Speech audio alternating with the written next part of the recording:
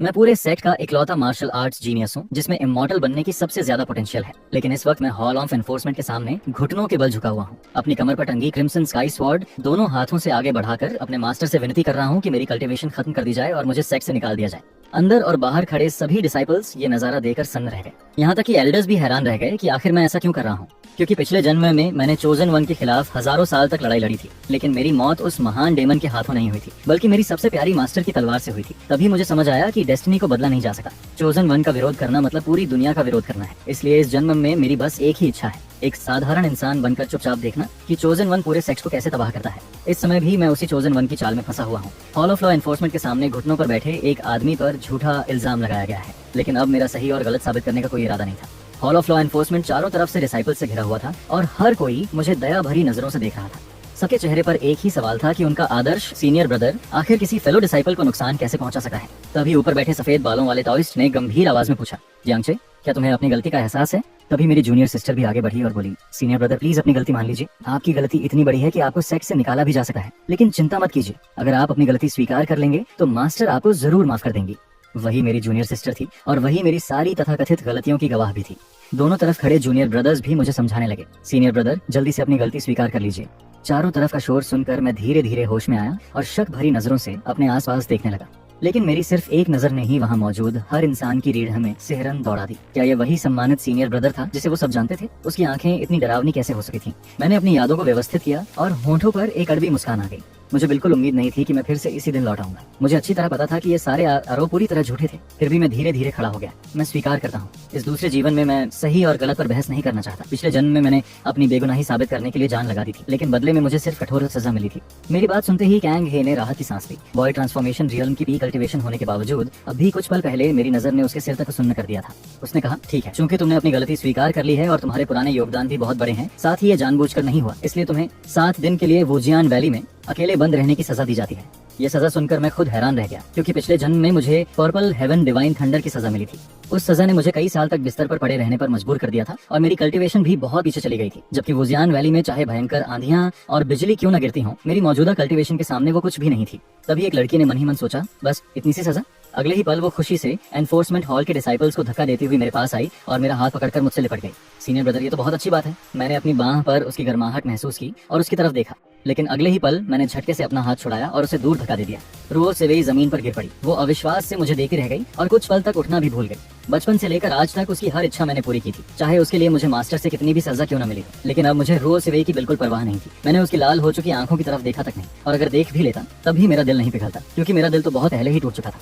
मैंने शांत आवाज में एल्डर सान्हे की तरफ देखकर कहा, मैंने फेलो डिसाइपल को नुकसान पहुंचाया है। सेक्ट के नियमों के अनुसार मेरी कल्टीवेशन खत्म कर दी जानी चाहिए और मुझे सेक्ट से निकाल देना चाहिए, लेकिन आप मुझे बचा रहे हैं। इससे मुझे समझ नहीं आता कि हमारा सेक्ट आखिर किस रास्ते पर चल रहा है। मेरी आवाज बिल्कुल शांत थी, लेकिन ये शब्द वहाँ मौजूद हर इंसान के कानों में बिजली की तरह गूंज उठे।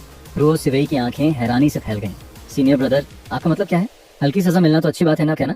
लेकिन कोई कुछ समझ पाता उससे पहले ही मैं एक घुटने पर बैठ गया और अपनी कमर से क्रिम्सन क्लाउड स्वॉर्ड निकालकर दोनों हाथों से आगे बढ़ा दी। ये डिसाइपल अब कल्टीवेशन वर्ल्ड की लड़ाई और खून खराबे से थक चुका है। इस बार गलती मेरी थी। एल्डर, कृपया मेरी कल्टीवेशन खत्म कर दीजिए। कैंग हे अपने सदमे से बाहर आया और जोर से मेज पर हाथ मारा। बकवास जियांगचे, सेक्ट तुम्हारी असाधारण टैलेंट और तुम्हारे चरित्र पर भरोसा करता है, इसलिए जानबूझकर तुम्हारे साथ नरमी बरत रहा है, लेकिन तुम ये क्या कर रहे हो? तभी सब लोग भी मुझे समझाने लगे। सीनियर ब्रदर, जल्दी से एल्डर कैंग हे से माफी मांगे। मैं कुछ कदम पीछे हट गया और मेरी नजर सीधे भीड़ में खड़े एक युवक पर जाकर टिक गई। लिनियो, इस दुनिया का डेस्टिनी चोजन वन। मैंने मन ही मन कहा, इस जन्म में तुम्हारी सारी चालें मेरे लिए बेकार हैं। फिर मैंने ऊंची आवाज में कहा, ये डिसाइपल जिद नहीं कर रहा, मैं सिर्फ एक साधारण इंसान बनना चाहता हूँ। पिछले जन्म में मैंने अपने मास्टर, अपनी सीनियर सिस्टर और पूरे सेट के लिए लड़ाई लड़ी थी, लेकिन बदले में मुझे सिर्फ उनका विश्वासघात और दर्दनाक मौत मिली। ताकतवर होना कैसा होता है मैं पहले ही देख चुका हूँ। इस जन्म में मैं सिर्फ शांति से जीना चाहता हूँ। मेरी बात सुनकर सभी डिसाइपल्स अविश्वास में पड़ गए। सीनियर ब्रदर, पूरे सेट में इमॉर्टल बनने की सबसे ज्यादा संभावना रखने वाला इंसान अपनी मर्जी से मॉर्टल बनना चाहता है। क्या हमने सच में सीनियर ब्रदर के साथ गलत किया? जरूर किया होगा। सीनियर ब्रदर कैसे इंसान है, क्या हम नहीं जानते? मैंने पहले ही कहा था कि सीनियर ब्रदर ऐसा कभी नहीं कर सके। चारों तरफ यही बातें होने लगी। भीड़ की बातें सुनकर लिन्यू का दिल जोर से कांप उठा। उसने कभी नहीं सोचा था कि जियांगचे की सेट में इतनी बड़ी प्रतिष्ठा होगी। उधर कैंग हे को पहले ही सबूतों पर शक होने लगा था और अब उसके मन का आखिरी संदेह भी खत्म हो गया। उसने कहा, जूनियर नेफ्यू, दोबारा कभी सेट छोड़ने की बात मत करना, नहीं तो एल्डर किंग बहुत निराश होंगी। मैं खुद असली सबूत ढूंढ कर तुम्हारा नाम साफ करूंगा। एल्डर किंगवे वही मास्टर थी जिन्होंने बचपन से मुझे पाला था। चाहे मेरी कल्टीवेशन कितनी भी ऊंची क्यों न हो गई हो, उनके सामने मैं हमेशा आज्ञाकारी रहता था और कभी उनकी बात नहीं टालता था। पहले उनके निराश चेहरे की कल्पना मात्र से मुझे दर्द होता था, लेकिन अब मुझे कुछ महसूस ही नहीं होता था। मैं बहुत पहले ही सुन्न हो चुका था। मैंने शांत स्वर में कहा, मैं खुद मास्टर से बात करूंगा। एल्डर कैंग है, कृपया मेरे सेकंड छोड़ने की सूचना दर्ज कर दीजिए। इसके सारे परिणाम मैं खुद स्वीकार करूंगा। इतना कहकर मैंने क्रिम्सन क्लाउड स्वॉर्ड जमीन पर फेंक दी और स्वॉर्डलेस वैली की तरफ चल पड़ा। जैसे ही मैं हॉल ऑफ लॉ एनफोर्समेंट से बाहर निकला, सभी डिसाइपल्स अपने आप रास्ते से हट गए, लेकिन सिर्फ एक इंसान वहीं खड़ा रहा, लिनियो। उसने कहा, सीनियर ब्रदर, ऐसा करने से मास्टर बहुत मुश्किल में पड़ जाएंगी। मैंने सिर हिलाया और शांत स्वर में कहा, अब तुम्हें मुझे सीनियर ब्रदर कहने की जरूरत नहीं है। इतना कहकर मैं बिना पीछे देखे वहां से चला गया। पिछले जन्म में मैं और लिनियो हजारों साल तक एक दूसरे से लड़ते रहे थे। असली डेमन कौन था? वो सारे भयानक अपराध किसने किए थे? सच हम दोनों जानते थे, लेकिन पूरी दुनिया ने मेरी बात मानने से इनकार कर दिया। इसलिए इस बार मैं सिर्फ तमाशा देखूंगा जब लिनियो शहरों का कत्ल करेगा, इंसानों को ह्यूमन पिल्स में बदलेगा, दो जातियों के बीच युद्ध भड़काएगा, खून से सोल्स को डिफाइन करेगा और पूरी दुनिया के कल्टीवेटर्स को अपनी असेंशन का ईंधन बना देगा। तब आखिर उसे रोकने के लिए कौन बचेगा? उसी दिन जिशियाओ पीक पर सेट के हाई लेवल एल्डर्स की बैठक चल रही थी। एल्डर शुआंशु गुस्से से कांप रहे थे। किंगयुए, अपने डिसाइपल को देखो, वो अपनी कल्टीवेशन छोड़कर सेट से जाना चाहता है। क्या उसे ऐसी बातें करनी चाहिए? उन्होंने गुस्से में आगे कहा, जियांगचे पूरी नई पीढ़ी का आदर्श है। अगर उसने सच में ऐसा किया तो सबको यही लगेगा कि सेक्ट ने बिना सही और गलत की परवाह किए अपने सबसे महान डिसाइपल को छोड़ दिया। बाकी डिसाइपल सेक्ट के बारे में क्या सोचेंगे? अगर ये खबर बाहर फैल गई तो उसके नतीजे बहुत भयानक होंगे। ऊपर बैठी बेहद सुंदर और शांत किंगयुए के चेहरे पर कोई भाव नहीं था, लेकिन उनकी आंखों में उलझन साफ दिखाई दे रही थी। उन्होंने धीमे से कहा, क्या सच में हमने शियाओचे को गलत समझ लिया? मैं खुद इसकी जांच करूंगी और उसका नाम साफ करूंगी। शुआंशु ने ठंडी हंसी हंसी। अब जांच करने के लिए बचा ही क्या है? अगर तुमने खुद उसे एनफोर्समेंट हॉल नहीं भेजा होता, अगर वो अपनी सबसे प्यारी मास्टर से निराश नहीं हुआ होता, तो क्या वो ऐसी बातें करता? क्या तुम नहीं जानती कि वो कैसा इंसान है? किंगयुए चुप हो गई। कुछ देर बाद उन्होंने धीरे से कहा, तुम सही कह रहे हो, वो ऐसा कभी नहीं कर सका, लेकिन उस समय सारे सबूत उसी के खिलाफ थे और उसकी अपनी जूनियर सिस्टर ही गवाह थी। माहौल को शांत करने के लिए आखिर एल्डर जियांग बोले, हमें पूरी सच्चाई की जांच करनी होगी और जियांगचे की प्रतिष्ठा वापस लौटानी होगी। अगर दूसरे पुराने मॉन्स्टर्स को इस घटना का पता चल गया तो वो कई साल तक हमारे सेट का मजाक उड़ाएंगे। उसी समय इन्फर्नल कैनियन के अंदर मेरा यूनक शिहाई गहरी भौहें सिकोड़ते हुए बोला, तो मुझे इस जगह भेजने वाला इंसान तुम थे। सिस्टम स्प्राइट ने सिर हिलाया और बोला, पिछली जिंदगी में तुमने अकेले ही डेस्टिनी के चोजन वन का सामना किया था और हजारों साल तक टिके रहे थे। इस बार अगर तुम उससे उसकी डेस्टिनी छीन लो तो तुम हालात पूरी तरह पलट सकते हो और हेवन एंड अर्थ की कैलामिटी को रोक सकते हो। मैं जोर से हंस पड़ा। हेवन एंड अर्थ की कैलामिटी? हाँ हाँ हाँ, लेकिन अगले ही पल मेरा चेहरा ठंडा पड़ गया। दफा हो जाओ यहाँ से। जिसे तुम हेवन एंड अर्थ की कैलामिटी कहते हो वो मेरे लिए सिर्फ बारिश है। फिर मैंने ठंडी आवाज में कहा, तो तुम्हारा मतलब है कि वो हेवन एंड अर्थ को रिफाइन करने वाला है? पिछली जिंदगी में मैं उसे रोकना चाहता था, लेकिन मेरे मास्टर और मेरी सीनियर सिस्टर्स, जिन लोगों से मैं सबसे ज्यादा प्यार करता था, उन सब ने एक साथ मुझ पर हमला कर दिया था। मेरी बात सुनकर सिस्टम डर गया। उसे पता था कि अपने पीक पर मैं हेवनली दाव से भी नहीं डरता था और अभी वो हेवनली दाव की सिर्फ एक छोटी सी इनकारनेशन था। लेकिन ये सोचकर कि 1000 साल बाद हेवन एंड अर्थ के साथ साथ उसका भी रिफाइनमेंट हो जाएगा, वो फिर भी मुझे बचाना चाहता था। उसने घबराकर कहा, क्या तुम सच में ऐसा कर सकते हो? क्या तुम्हें अपने मास्टर और सीनियर सिस्टर्स की जरा भी परवाह नहीं? आखिर में उनकी भी बहुत दुखद मौत हुई थी। क्या तुम चाहते हो कि सब कुछ फिर से वैसा ही हो? मैंने उसकी तरफ ठंडी नजर से देखा। अगर तुम सच में हेवनली दाव हो तो तुम्हें अच्छी तरह पता होना चाहिए कि उन्होंने मेरे साथ क्या किया था। बताओ, दोबारा जन्म लेने के बाद भी क्या वो मेरी चिंता के लायक है? उसी समय बाउंडलेस वैली के बाहर रो सीवेई अपने हाथ में क्रिम्सन क्लाउड स्वॉर्ड पकड़े खड़ी थी। उसकी आंखें लाल थीं और उसका दिमाग बार बार हॉल ऑफ एनफोर्समेंट की तरफ जा रहा था। उसे याद आ रहा था कि सबके सामने जियांगचे ने उसे कितनी नफरत भरी नजरों से देखा था। उसके दिल में ऐसा दर्द हो रहा था जैसे अनगिनत सुइयां एक साथ चुभ रही हों। अभी कुछ ही दिन पहले तक उसका सीनियर ब्रदर उससे इतना प्यार करता था, उसकी इतनी परवाह करता था, फिर अचानक वो इतना बदल कैसे गया? क्या सिर्फ इसलिए क्योंकि उसने अपने मास्टर के सामने गवाही दी थी? लेकिन उसने तो अपनी आंखों से जियांगचे को उन डिसाइपल्स को डेमन रियल में फेंकते हुए देखा था। क्या सच में गलती उसी की थी? तभी दूर से हॉल ऑफ एनफोर्समेंट के कुछ डिसाइपल्स सीधे उसकी तरफ आए। उनमें से एक ने विनम्रता से कहा, जूनियर सिस्टर, हमें आपसे कुछ सवाल पूछने हैं, कृपया हमारे साथ चलिए। उनकी आवाज तो सम्मानजनक थी, लेकिन उनकी आंखों में छिपी खुशी साफ दिखाई दे रही थी। पहले रो सीवेई ने कई गंभीर नियम तोड़े थे जिनकी सजा बहुत कड़ी हो सकती थी, लेकिन हर बार जियांगचे ने उसे बचा लिया था। हॉल ऑफ एनफोर्समेंट के लोग भी हमेशा आंखें मूंद लेते थे, मगर आज पहली बार उन्हें खुलकर उसे हॉल ऑफ एनफोर्समेंट ले जाने का मौका मिला था। आसपास मौजूद सारे डिसाइपल्स हैरान रह गए। ये क्या हो रहा है? हॉल ऑफ एनफोर्समेंट वाले जूनियर सिस्टर को पकड़ने क्यों आए हैं? क्या उन्हें सीनियर ब्रदर जियांग के गुस्से से डर नहीं लग रहा? तभी किसी ने तिरस्कार से कहा, तुम्हें पता नहीं, रो सीवेई ने झूठी गवाही दी थी, उसी की वजह से सीनियर ब्रदर को बाउंडलेस कैनियन में सजा मिली थी। अगले ही पल हर कोई रो सीवेई को घृणा भरी नजरों से देखने लगा। सच कहते हैं, इंसान का चेहरा देखकर उसके दिल का पता नहीं चलता। सीनियर ब्रदर जियांग ने इसे इतना प्यार दिया और इसने बदले में एहसान फरामोशी की। ये बातें सुनकर रो सीवेई का चेहरा सफेद पड़ गया। उसके दिल में भावनाओं का तूफान चल रहा था। एक तरफ वो चाहती थी कि उसके सीनियर ब्रदर का नाम साफ हो जाए और उन पर लगा झूठा इल्जाम मिट जाए, लेकिन दूसरी तरफ वो ये भी चाहती थी कि कोई नया सबूत सामने न आए। अगर ऐसा हुआ तो वो खुद को यही समझा सकती थी कि उसने सिर्फ सेट के नियमों का पालन किया था और वो अब भी अपने सीनियर ब्रदर की सबसे प्यारी जूनियर सिस्टर बनी रहती। कुछ देर बाद सभी हॉल ऑफ एनफोर्समेंट पहुंच गए। हॉल के चारों ओर कई एल्डर्स गंभीर चेहरों के साथ खड़े थे। बीचों बीच हवा में एक विशाल मैजिकल आर्टिफैक्ट तैर रहा था, हेवनली मिरर। ये ऐसा खजाना था जो अतीत को सुरक्षित रख सकता था और भविष्य की झलक फर्क भी दिखा सका था। आमतौर पर इसे सिर्फ सेट के सबसे शक्तिशाली एक्सपर्ट्स ही ट्रिब्यूलेशन के समय इस्तेमाल करते थे। हेवनली मिरर को देखकर रो सीवे पूरी तरह चौंक गई। उसने कभी नहीं सोचा था कि एल्डर कांगहे इस खजाने को यहाँ ले आएंगे, लेकिन कांगहे को उसकी बेचैनी से कोई मतलब नहीं था। वो सिर्फ सबूत ढूंढना चाहते थे। उन्होंने गंभीर आवाज में कहा, अगर तुमने अपना कर्तव्य ठीक से निभाया है तो आगे बढ़ो और हेवनली मिरर के नीचे खड़ी हो जाओ। पहले तो रो सीवे स्तब्ध रह गई, फिर गुस्से से बोली, आपको भी मुझ पर झूठी गवाही देने का शक है? आपकी कल्टीवेशन अभी काफी कम है। मुझे लगता है कि आप दुश्मन की इल्यूजन में फंस गए हैं। लेकिन अगले ही पल वो खुद चौंक गई। इल्यूजन? क्या मैं सच में किसी इल्यूजन में थी? उसके दिल में चाहे जितनी भी उलझन थी, फिर भी वो हेवनली मिरर के नीचे जाकर खड़ी हो गई। जल्द ही पर्पल गोल्ड मिरर के अंदर उस मिशन का पूरा दृश्य दिखाई देने लगा। भीषण लड़ाई के दौरान एक मैनाड्रा गोरा स्नेक अंधेरे में छिपा हुआ था और अपनी जन्मजात इल्यूजन एबिलिटी का इस्तेमाल कर रहा था। जियांग चे ने अपने साथियों को नुकसान नहीं पहुंचाया था, उल्टा खुद बुरी तरह घायल होने के बावजूद उसने कई डिसाइपल्स की जान बचाई थी। पूरा दृश्य खत्म होने के बाद हॉल में लंबे समय तक सन्नाटा छाया रहा। आखिरकार एल्डर कांगहे ने गंभीर स्वर में कहा, सबूत मिल चुका है, अब जियांग चे का नाम पूरी तरह साफ किया जाना चाहिए। फिर उन्होंने गहरी सांस लेकर कहा, उसने ग्रेट डाओ की शपथ लेकर अपने साथियों की रक्षा के लिए जान देने तक का संकल्प लिया था। ऐसे डिसाइपल का होना हमारे सेट के लिए सौभाग्य की बात है। एल्डर शुआंशु ने भी आह भरते हुए कहा, अगर ऐसा है तो तुरंत ये सब सार्वजनिक करो। ये लड़का हमारे सेट का भविष्य है। इतना कहकर सारे एल्डर्स एक एक करके वहां से चले गए। पूरे हॉल में अब सिर्फ रोज सीवेई अकेली रह गई थी। उसकी आंखें लाल थीं और वो जमीन पर बैठे गई। जल्द ही पूरे सेट के हर डिसाइपल को सच्चाई का पता चल गया। सभी जियांगचे की और भी ज्यादा इज्जत करने लगे, लेकिन जिन डिसाइपल्स को उसने बचाया था उनसे उन्हें घृणा होने लगी। हर तरफ आवाजें उठने लगी कि उन लोगों को जियांगचे के सामने घुटनों के बल बैठकर अपने पापों का प्रायश्चित करना चाहिए। भीड़ के बीच लिन यू भी वो दृश्य देखकर थोड़ा हैरान रह गया। उसने मन ही मन कहा, सिर्फ लिन हाई रियलम के कुछ डिसाइपल्स मरे थे और उन्होंने हेवनली मिस्ट्री मिरर तक निकाल लिया। लगता है अभी मुझे अपने डेमन बॉडी को छिपाकर ही रखना होगा। दूसरी तरफ मैं सेट छोड़ने के बाद कहाँ जाऊँ, यही सोच रहा था। नॉर्दर्न नेदर रियल्म बहुत दूर था। मेरी कल्टीवेशन बर्बाद हो चुकी थी, इसलिए पश्चिम तक पहुंचने में शायद पूरे 10 साल लग जाते। तुम हमेशा कंपैशन की बातें करते रहते हो। शायद ग्रेट कॉन्टिनेंट तुम्हारे लिए सही जगह होगी। पिछले 300 सालों से वहाँ कोई बड़ी डिजास्टर नहीं हुई है, लेकिन इस समय सबसे बड़ा सिरदर्द सिस्टम को हो रहा था। उसने मुझे रीइंकार्नेट इसलिए कराया था ताकि चोजन वन की डेस्टिनी कमजोर हो सके। तभी अगले ही पल सिस्टम अचानक रुक गया। उसके चारों तरफ लगातार चमकते हुए शब्द दिखाई देने लगे। उसने घबराकर हाथ हिलाते हुए कहा, ये क्या हो रहा है? चोजन वन की डेस्टिनी कमजोर कैसे हो गई? हमने तो अभी तक कुछ किया ही नहीं। अगले ही पल सिस्टम खुशी से हंसने लगा, लेकिन मैं थोड़ा चिढ़ गया। मैंने सामने खड़े हॉल ऑफ एनफोर्समेंट के डिसाइपल की तरफ देखा और पूछा, तो तुम्हें सबूत मिल गया?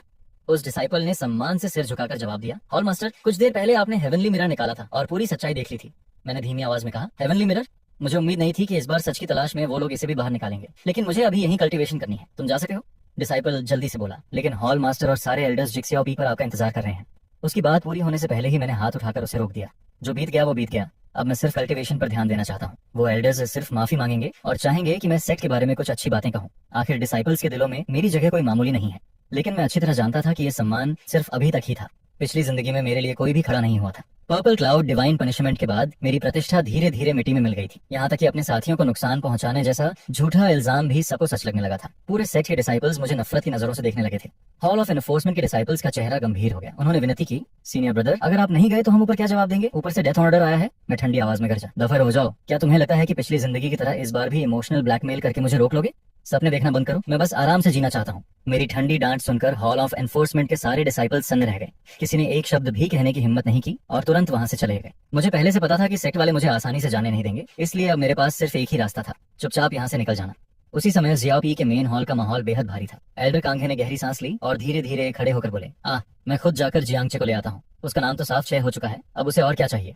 उनकी बात सुनकर जियांग ने चिंग्युए की तरफ देखा और कहा, हमने हेवनली मिरर तक निकाल लिया, फिर भी वो नहीं आया। क्या तुम्हें लगता है कि हॉल ऑफ एनफोर्समेंट की हरकतों की वजह से उसने आने से मना कर दिया? ये सुनते ही वहाँ मौजूद सभी लोग चिंग्युए की तरफ देखने लगे। चिंग्युए ने धीमी आवाज में कहा, हाँ, उसके सबसे प्रिय मास्टर ने उस पर भरोसा नहीं किया। सोचो जियांगचे के लिए ये कितना बड़ा झटका रहा होगा। और ऊपर से उसकी अपनी जूनियर सिस्टर ने उसके खिलाफ गवाही दी। जिन दो लोगों पर उसे सबसे ज्यादा भरोसा था, उन्हीं दोनों ने लगभग उसकी पूरी जिंदगी बर्बाद कर दी। ऐसी हालत में कोई भी इंसान टूट जाएगा।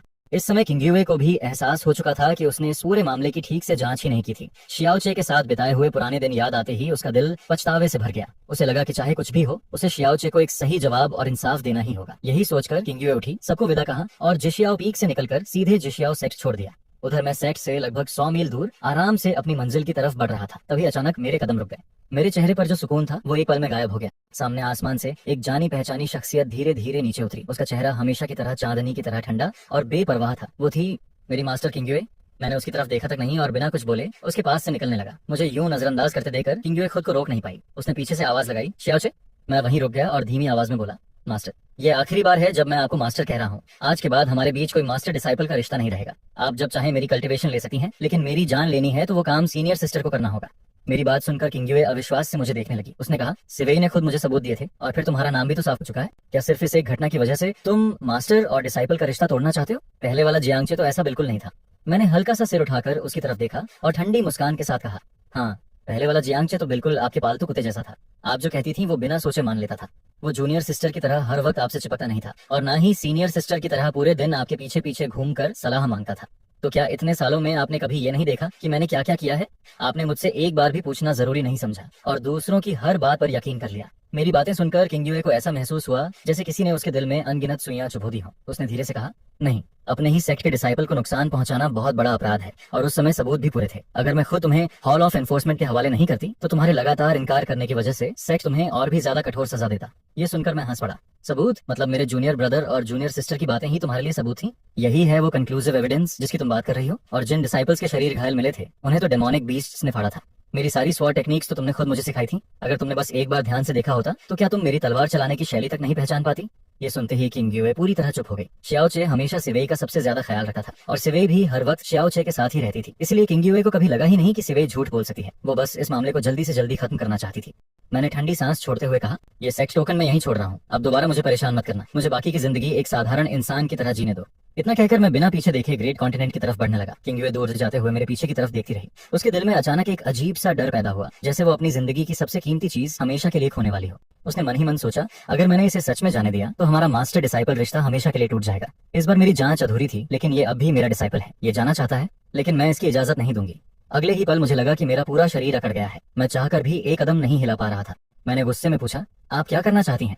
किंग्युए हवा में खड़ी रही और शांत आवाज में बोली, मैं तुम्हें वापस सेक्ट लेकर जा रही हूँ। इतना कहकर वो मुझे जबरदस्ती अपने साथ वापस सेक्ट ले आई। उधर सेक्ट के अंदर रो, सिवेई और लिन्यू बेचैनी से इधर उधर टहल रहे थे।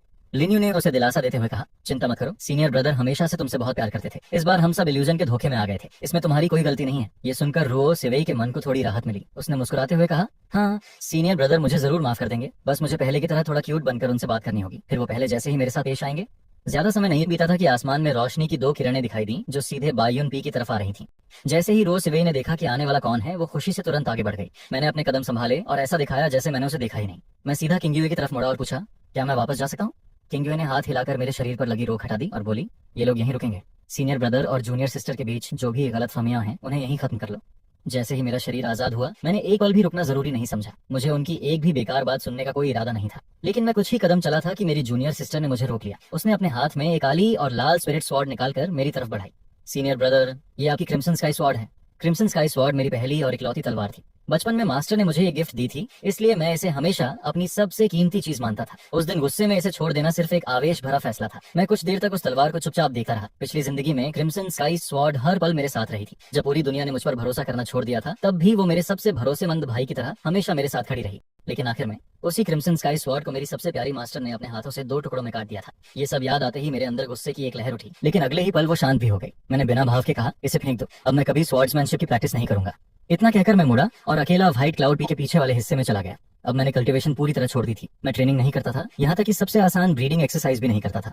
मुझे इस हालत में देखकर मास्टर ने सिर्फ सिर हिलाया और बोली, श्याओचे, इस बार बाउंडलेस एकेडमी खुल रही है। मैं तुम्हें आदेश देती हूँ कि तुम सेक्ट के डिसाइपल्स को वहाँ लेकर जाओ और हमारे सेक्ट की नींव को और मजबूत करो। अगर तुमने मना किया तो मैं तुम्हारी किसी भी मांग पर विचार नहीं करूंगी। इतना कहकर मास्टर उठी और पास के गहरे तालाब की तरफ चल दी। तभी रो, सिवेई ने कहा, मैंने कभी नहीं सोचा था कि सीनियर ब्रदर अब मास्टर की भी इज्जत नहीं करेंगे। तुम्हारा सिर्फ अदाव हार्ट घायल हुआ है, लेकिन तुम मास्टर के साथ इतना असम्मानजनक व्यवहार कर रहे हो। जब तुम पूरी तरह ठीक हो जाओगे। लेकिन उसकी बात पूरी होने से पहले ही किंग्युए ने उसे रोक दिया और मेरी तरफ देखकर बोली, अगर इस बार तुम ग्रेट कॉन्टिनेंट से ग्रेट कन्फ्यूजन स्क्रिप्चर वापस ले आए तो मैं तुम्हें सेक्ट छोड़ने की इजाजत दे दूंगी। किंग्युए अच्छी तरह जानती थी कि मैं सबसे ज्यादा क्या चाहता हूँ। उसने साफ कहा, अगर तुम ग्रेट कॉन्टिनेंट जाना चाहते हो तो उसकी एक कीमत चुकानी होगी। ये सुनते ही रो, सिवेई की आंखें हैरानी से फैल गईं, लेकिन मैं बिना एक पल घुमाए आगे बढ़ा और तुरंत बोला, मंजूर है। मुझे इतनी जल्दी राजी होते देखकर किंग्युए के चेहरे पर खुशी आ गई। उसने मुस्कुराकर कहा, जब ग्रेट स्क्रिप्चर तुम्हारे दाव हार्ट को शुद्ध कर देगा तब तुम ऐसी बेवकूफी भरी बातें दोबारा नहीं करोगे। इसलिए अब जल्दी तैयारी करो, कल सुबह तुम ग्रेट कॉन्टिनेंट के लिए रवाना हो जाओगे। मैंने सिर हिलाया, फिर अपनी स्टोरेज रिंग से एक रिकॉर्डिंग स्टोन निकाला और उसकी तरफ बढ़ाते हुए कहा, ठीक है, लेकिन पहले आप अभी जो बोली हैं वही बात एक बार फिर से इस रिकॉर्डिंग स्टोन के सामने दोहरा दीजिए। मेरे हाथ में रिकॉर्डिंग स्टोन देकर किंग्युए कुछ पल के लिए चुप रह गई। उसने मेरी तरफ देखा और उसके दिल में फिर से दर्द उठने लगा। उसने धीमी आवाज में पूछा, क्या तुम सच में सेक्ट छोड़कर जाना चाहते हो? बचपन से लेकर आज तक मैंने हमेशा तुम्हारा ख्याल रखा है। मैं मानती हूँ कि कुछ दिन पहले मैंने तुम्हें गलत समझ लिया था, लेकिन अब सच सबके सामने आ चुका है। आखिर तुम्हें और क्या चाहिए? मैंने धीरे से सिर हिलाया। कुछ दिन पहले जो हुआ, मैंने उसे कभी दिल से लगाया ही नहीं, लेकिन हर इंसान की अपनी मंजिल होती है, अपनी चाहत होती है। किसी को उसकी इच्छा के खिलाफ रोका नहीं जा सकता। मेरी बातें सुनते ही किंग यूए पूरी तरह स्तब्ध रह गई। उसके दिमाग में अचानक पुराने दिनों की यादें घूमने लगीं। धूप में खड़ा एक छोटा सा लड़का लकड़ी की तलवार लहराते हुए पूरे जोश से कह रहा था, मास्टर मैं बहुत मेहनत से कल्टीवेशन करूंगा, जब बड़ा हो जाऊंगा तब मैं आपको और सीनियर सिस्टर को हमेशा प्रोटेक्ट करूंगा। सब कहते हैं कि मेरे अंदर बहुत टैलेंट है और मुझे बहुत बड़े सपने देखने चाहिए, लेकिन मेरे लिए सबसे बड़ा सपना सिर्फ आपको प्रोटेक्ट करना है। शियाओचे ने हमेशा उन्हीं शब्दों को अपनी जिंदगी का लक्ष्य बनाया था, लेकिन आज वही शियाओचे कह रहा था कि हर इंसान की अपनी मंजिल होती है और किसी को मजबूर नहीं किया जा सका। ये सोचते ही किंग यूए के दिल में ऐसा दर्द उठा जिसे शब्दों में बयान करना मुश्किल था। अगली सुबह जेशियाओ पीक पूरी तरह चहल पहल से भर चुका था। ग्रेट कॉन्टिनेंट की यात्रा के लिए सेक्ट के सभी डिसाइपल्स अपनी अपनी तैयारी में लगे हुए थे। वुचेन जैसे ही वहां पहुंचा, उसने रुओसी को अकेले खड़ा देकर हल्का सा हैरान होकर पूछा, जूनियर सिस्टर रुओसी, तुम यहाँ अकेली क्यों आई हो? लाओजियांग कहाँ है?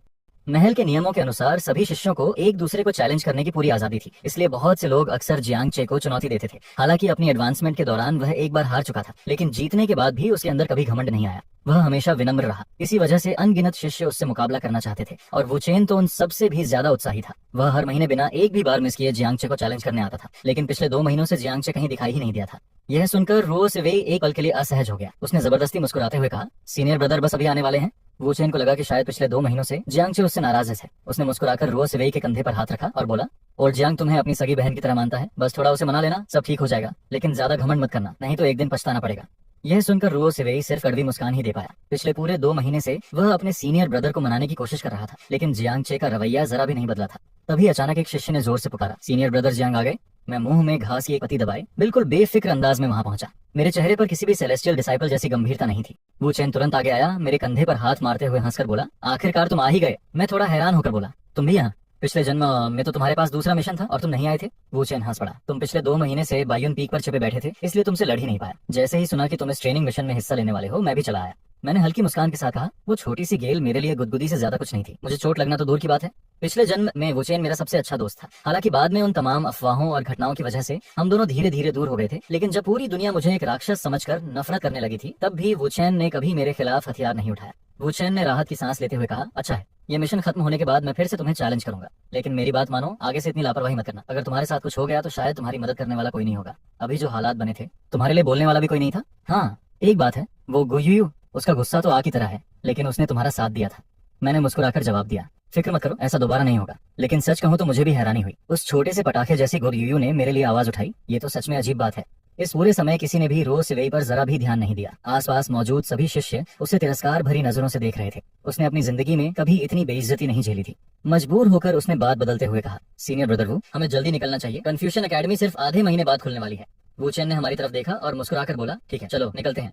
इतना कहकर वह सबसे पहले अपनी उड़ने वाली तलवार पर चढ़ गया। बाकी सभी शिष्य भी उसके पीछे पीछे अपनी स्पिरिचुअल स्वॉर्ड पर सवार हो गए। लेकिन क्रिम्सन क्लाउड स्वॉर्ड फेंकने के बाद अब मेरे पास कोई स्पिरिचुअल स्वॉर्ड नहीं बची थी। मैंने आसपास नजर दौड़ाई और थोड़ी दूर खड़े एक पेड़ की तरफ देखा। मैंने हल्के से हाथ हिलाया और 2 पत्ते हवा में उड़ते हुए मेरे सामने आ गए। मैं आराम से उन पत्तों पर खड़ा हुआ और अगले ही पल पलक झपकते कई मील दूर पहुंच गया। यह दृश्य देखकर वहां मौजूद हर इंसान दंग रह गया। इतना जबरदस्त स्पिरिचुअल पावर कंट्रोल सिर्फ एक पत्ते पर उड़ रहा है। वुचेन भी तुरंत अपनी तलवार उड़ाकर मेरे पीछे निकल पड़ा। पूरी तरह नजरअंदाज किया गया, रो सिवेई आंसुओं से भर गया। पहले जब भी उसका सीनियर ब्रदर साथ होता था, सभी शिष्य उसके इर्द गिर्द घूमते थे और वही सबका ध्यान खींचता था। लेकिन अब सब कुछ बदल चुका था। उसने मन ही मन कसम खाई कि चाहे कुछ भी हो जाए, वह ग्रेट रू स्क्रिप्चर जरूर हासिल करेगा, तभी सब कुछ पहले जैसा हो जाएगा। कुछ समय बाद हम ग्रेट जो की राजधानी की सड़कों पर चल रहे थे। मैंने आसपास आते जाते प्रेमी जोड़ों को देखा और हल्की मुस्कान दे दी। आज का ग्रेट जो बाहर से भले शांत दिखता था, लेकिन अंदर से पूरी तरह बिखर चुका था। राजा अपने हरम में इतना डूब चुका था कि उसे राज्य की कोई परवाह ही नहीं थी। लेकिन उसकी एक बेटी थी और वही उसकी सबसे बड़ी किस्मत थी। उसी राजकुमारी के शासन और चोजन वन लिन यू की मदद से ग्रेट जो अगले 10,000 वर्षों का सबसे समृद्ध साम्राज्य बनने वाला था। अफसोस बस इतना था कि इतनी महान शासक बहुत जल्दी मर गई और वह कभी ये नहीं देख पाई कि ग्रेट जो के सारे लोग आखिरकार ब्लड शैडोज में बदल गए। ओल्ड जियांग, क्या सोच रहे हो? वुचेन ने मेरे चेहरे का अजीब भाव देखकर पूछा। उसे भी हैरानी हो रही थी कि इतने आंतरिक और बाहरी संकटों के बावजूद ग्रेट जो की राजधानी इतनी शांत और समृद्ध कैसे दिख रही थी। फिर उसने खुद ही सिर हिलाया और बोला, इतना मत सोचो, राजघराने के मामलों से हमारा कोई लेना देना नहीं है। चलो मैं तुम्हें एक जगह लेकर चलता हूँ, तुम्हारा ये ठंडा और उदास स्वभाव थोड़ा बदलना चाहिए। इतना कहकर वह मुझे लगभग घसीटे हुए अपने साथ ले गया। मैं थोड़ा बेबस था, लेकिन यह जानने की उत्सुकता भी थी कि आखिर वह मुझे कहाँ ले जा रहा है। कुछ देर बाद जब मैंने सामने नजर उठाई तो मेरी आंखें फैल गईं। मेरे सामने खूबसूरत औरतों की पूरी कतार खड़ी थी। वुचेन ने भौं उठाकर मुस्कुराते हुए पूछा, तो अंदर जाने की हिम्मत है? मैं हंस पड़ा, क्यों नहीं, डरने वाली क्या बात है? इतना कहकर मैं बिल्कुल पुराने ग्राहक की तरह आराम से अंदर चला गया। मेरा ऐसा व्यवहार देखकर वुचेन खुद हैरान रह गया। अगर यह मेरे पुनर्जन्म से पहले होता तो मैं शर्म से अंदर जाने की सोच भी नहीं सका था, लेकिन अब मैं पहले वाला इंसान नहीं था। जब 100 फ्लावर्स पवेलियन तक आ ही गया हूँ तो अच्छा तमाशा देकर ही जाऊंगा। मैं आराम से एक सीट पर बैठ गया, कुछ कोटेसन्स को बुलाकर शराब परोसने के लिए कहा और मुस्कुराकर वूचेन की तरफ देखने लगा। अरे तुम ऐसे क्यों बैठे हो जैसे अपने ही घर आ गए हो? वूचेन काफी देर तक मुझे बड़ी बड़ी आंखों से देखता रहा, फिर मुश्किल से उसके मुंह से आवाज निकली। मैंने शराब का एक छोटा सा घूंट लिया और कहा, दाओ की कल्टीवेशन सिर्फ ताकत बढ़ाने का नाम नहीं है, मन की कल्टीवेशन भी उतनी ही जरूरी है। माहौल चाहे कितना भी बदल जाए मेरा मन नहीं डगमगाता, और फिर यहाँ आने में बुराई ही क्या है? अगर अभी डेमन लॉर्ड मेई शियानयान भी मेरे सामने आकर खड़ी हो जाए तब भी मेरे मन में जरा सा भी बदलाव नहीं आएगा। मेई शियानयान पिछले 10,000 वर्षों की सबसे प्रतिभाशाली डेमन लॉर्ड थी। मुझे उसके बारे में इतनी बेफिक्री से बोलते सुनकर वूचेन बुरी तरह घबरा गया। पागल हो गए हो क्या? मौत बुला रहे हो? मुझे भी अपने साथ मत डुबो। डेमन लॉर्ड ऐसी शख्सियत है जिससे पर्पल क्लाउड स्वॉर्ड सेक्ट तक बिना वजह दुश्मनी लेने की हिम्मत नहीं करता। उसने तुरंत विषय बदल दिया। जानते हो आज मैं तुम्हें यहाँ क्यों लाया हूँ? हालांकि मुझे आगे होने वाली हर चीज पहले से पता थी, फिर भी मैंने अनजान बनने का नाटक करते हुए सिर हिला दिया। वूचेन बोला, यहाँ जल्द ही कन्फ्यूशन और डॉयस्ट पोएट्री कंपटीशन होने वाला है। विद्वान अपनी कविताओं से तलवार की तरह वार करते हैं। मैं देखने आया हूँ कि कोई ऐसा प्रतिभाशाली शिष्य मिले जिसे हमारे वो परिवार में शामिल किया जा सके। मैंने मुस्कुराकर छुट्टी ली। सच सच बताओ, कहीं यह सिर्फ बहाना तो नहीं था ताकि तुम्हारी आंटी तुम्हें यहाँ आने की इजाजत दे दें? वूचेन हंस पड़ा। अगर ऐसा बहाना नहीं बनाता तो घर लौटे ही मेरी माँ मेरी अच्छी पिटाई कर देती। मैं हंसते हुए बोला, पहले कभी पता ही नहीं चला कि तुम अपनी माँ से इतना डरते हो। हम दोनों बातों में लगे हुए थे। तभी चौथी मंजिल के एक प्राइवेट रूम में एक दासी बिस्तर पर लेटी बेहद आकर्षक महिला को रिपोर्ट दे रही थी। दाव की कल्टीवेशन मन की कल्टीवेशन भी है। यह सुनते ही उस महिला ने हल्की सी मुस्कान के साथ कहा, मैंने सोचा भी नहीं था कि पर्पल क्लाउड स्वॉर्ड सेक्ट की नई पीढ़ी में इतना दिलचस्प इंसान भी होगा। वह धीरे धीरे बिस्तर से उठी। उसकी गोरी और लंबी टांगें सामने आ गईं। उसका हर छोटा सा हाव भाव भी लोगों का दिल जीत लेने के लिए काफी था। दासी ने सम्मान से सिर झुकाकर पूछा, माय लेडी, क्या मैं उसे सबक सिखाऊं? उसकी नजरों में उसकी मालकिन एक ऐसी सर्वोच्च सत्ता थी जिसका अपमान कोई सोच भी नहीं सका था। लेकिन जियांगचे सिर्फ एक सेक दाओ पैलेस कल्टीवेटर होकर भी उसकी मालकिन के बारे में इस तरह बोलने की हिम्मत कर रहा था। आखिर वह पर्पल क्लाउड स्वॉर्ड सेट का सबसे प्रतिभाशाली शिष्य था। उसे सबक ऐसे सिखाया जाए? मेई शियानयान ने बेहद मोहक मुस्कान के साथ शांत आवाज में कहा, जैसे वह जियांगचे को माफ करने वाली हो। लेकिन अगले ही पल उसके मुंह से निकले शब्दों ने दासी का दिल दहला दिया। उसे मार डालो और उसकी लाश कुत्तों को खिला देना। उसी समय पोएट्री कंपटीशन शुरू होने ही वाली थी। मैंने सामने बैठे चोजन वन लिन्यू को देखा और होंठों पर हल्की सी व्यंग्य भरी मुस्कान आ गई। आखिर ये सच में आ ही गया। अगर उसके पास वो तथाकथित चाइनीज कल्चरल फाउंडेशन नहीं होती तो क्या वह कभी ऐसी महान कविताएं लिख पाता? एक ही दिन में गरुड़ हवा के सहारे उड़ता है और सीधे 90,000 मील आसमान तक उड़ जाता है। तभी सिस्टम ने मेरे मन की बात समझ ली और जल्दी से बोला, होस्ट, मेरे पास चाइनीज पोएट्री का पूरा संग्रह मौजूद है, सिर्फ 100 डेस्टिनी पॉइंट्स में। मुझे लिन्यू की जरा भी परवाह नहीं थी। मैं तो बस ये देखना चाहता था कि यह तथाकथित चाइनीज कल्चरल फाउंडेशन आखिर सच में कितनी ताकतवर है। आखिरकार अपने पिछले जन्म में उसे सभी युगों का सेज ऑफ लिटरेचर कहा जाता था, इसलिए मुझे भी बहुत उत्सुकता थी। अगर लिन्यू ने ये कविताएं पहले ही देख ली होती तो असलियत में वो क्या करता? तभी लिन्यू की घमंडी नजर एक महिला पर पड़ी। उसने धीमी और साफ आवाज में कहा, यंग मास्टर, आपको देखकर लगता है कि आपको इस दावत में अपनी जीत का पूरा भरोसा है। उसकी मधुर आवाज सुनकर लिन्यू एक पल के लिए खुद पर से काबू खो बैठा। वह बोली, शायद आपको पता नहीं होगा कि इस पोएट्री बैंकेट का आयोजन प्रिंस ऑफ यान ने किया है। यहाँ कई बड़े बड़े विद्वान आए हैं, यहाँ तक कि झिशान एकेडमी से भी बहुत से साहित्यकार पहुंचे हैं। यह सुनकर लिन्यू मन ही मन हंस पड़ा। ये लोग चीन की हजारों साल पुरानी साहित्यिक विरासत से मुकाबला करेंगे? फिर उसने बिना किसी दिखावे के कहा, चाहे हल्का हरा हो या गहरा लाल, फूलों में सबसे श्रेष्ठ वही होता है जो स्वाभाविक रूप से सबसे सुंदर हो। ये पंक्तियां सुनते ही उस महिला का दिल जोर से धड़क उठा। उसे महसूस हुआ कि शायद उसकी किस्मत बदलने का मौका आ चुका है। उसका नाम गुशी था और वह छठी राजकुमारी थी। कभी सम्राट के बाद सबसे ऊंचे दर्जे पर रहने वाली गुशी की हालत उस दिन से गिरने लगी थी जब उसके पिता अमृता के रास्ते के पीछे पागल हो गए। उसके अपने भाई जो सिंहासन के लिए एक दूसरे से लड़ रहे थे, उसे नॉर्दर्न ची के 70-80 साल के बूढ़े सम्राट से शादी कराने की साजिश तक रच चुके थे। खुद को बचाने का उसके पास सिर्फ एक ही रास्ता था, बाउंडलेस एकेडमी के उद्घाटन वाले दिन किसी महान कन्फ्यूशियस स्कॉलर की स्वीकृति हासिल करना। वह पिछले 3 घंटों से वहीं बैठी थी और उसे लगा कि अभी अभी आया लिन्यू सबसे योग्य व्यक्ति है। उसकी आंखों में ऐसा घमंड और तिरस्कार था मानो वह किसी को भी अपने बराबर नहीं समझता। गुशी कुछ कह पाती उससे पहले ही दूसरी मंजिल से एक ठंडी, शांत और बेपरवाह आवाज गूंजी, दूर देश भेजे गए प्रेम पत्र, उन्हें हल्के हरे या गहरे लाल रंग की क्या जरूरत, वे तो स्वाभाविक रूप से फूलों में सबसे श्रेष्ठ हैं। साहित्य में भले कोई रैंकिंग न हो, लेकिन ये कविता सुनते ही वहाँ मौजूद हर इंसान की आंखें चमक उठी। तभी किसी ने हैरानी से कहा, रुको, इस कविता की एक पंक्ति तो वही है जो अभी इस यंग मास्टर ने सुनाई थी। लेकिन लिन्यू को आसपास के लोगों की निगाहों से कोई फर्क नहीं पड़ा। उसकी ठंडी नजर सीधे दूसरी मंजिल पर टिक गई। क्या कोई और टाइम ट्रैवलर है? जरा बताइए तो सही, ये कविता लिखने वाले यंग मास्टर कौन है? सामने आकर मिलिए। दूसरी मंजिल की तरफ देखते ही वुचेन और मैं दोनों चौंक गए और श्याओसी की तरफ देखने लगे। बेशक मैं सिर्फ नाटक कर रहा था। उसी समय मैं श्याओसी को नियंत्रित करते हुए मंच के सामने ले आया। वहाँ मौजूद हर इंसान के चेहरे पर हैरानी साफ दिखाई दे रही थी। बिना किसी कल्टीवेशन वाला श्याओसी ऐसी अद्भुत कविता कैसे लिख सकता था?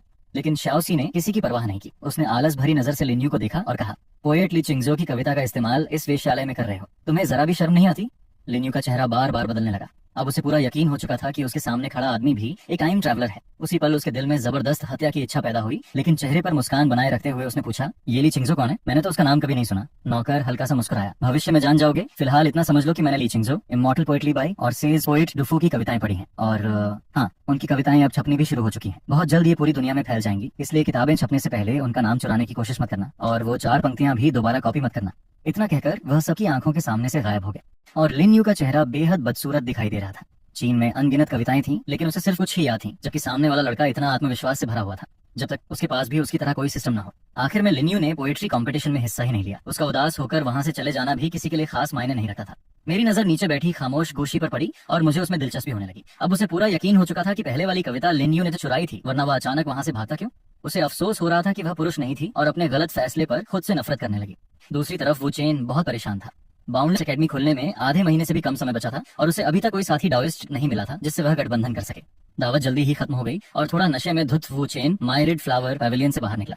वह हंसते हुए बोला, ओल्ड जियांग, इस बार तो मजा आ गया। बस अफसोस यही है कि वो मशहूर कोटेशन आज दिखाई ही नहीं दी। सुना है उसके शरीर से हमेशा प्राकृतिक खुशबू आती है और उसका जिस्म इतना नाजुक है कि जैसे हड्डियां ही ना हो। काश मैं। तभी उसने सामने आती एक महिला को देखा, फिर हल्का नशे में डूबे वो चेन की तरफ देखा और मन ही मन हंस पड़ा। इस लड़के की तो आज खैर नहीं। वो चेन कुछ बोल ही पाता कि किसी ने उसका कान पकड़ लिया।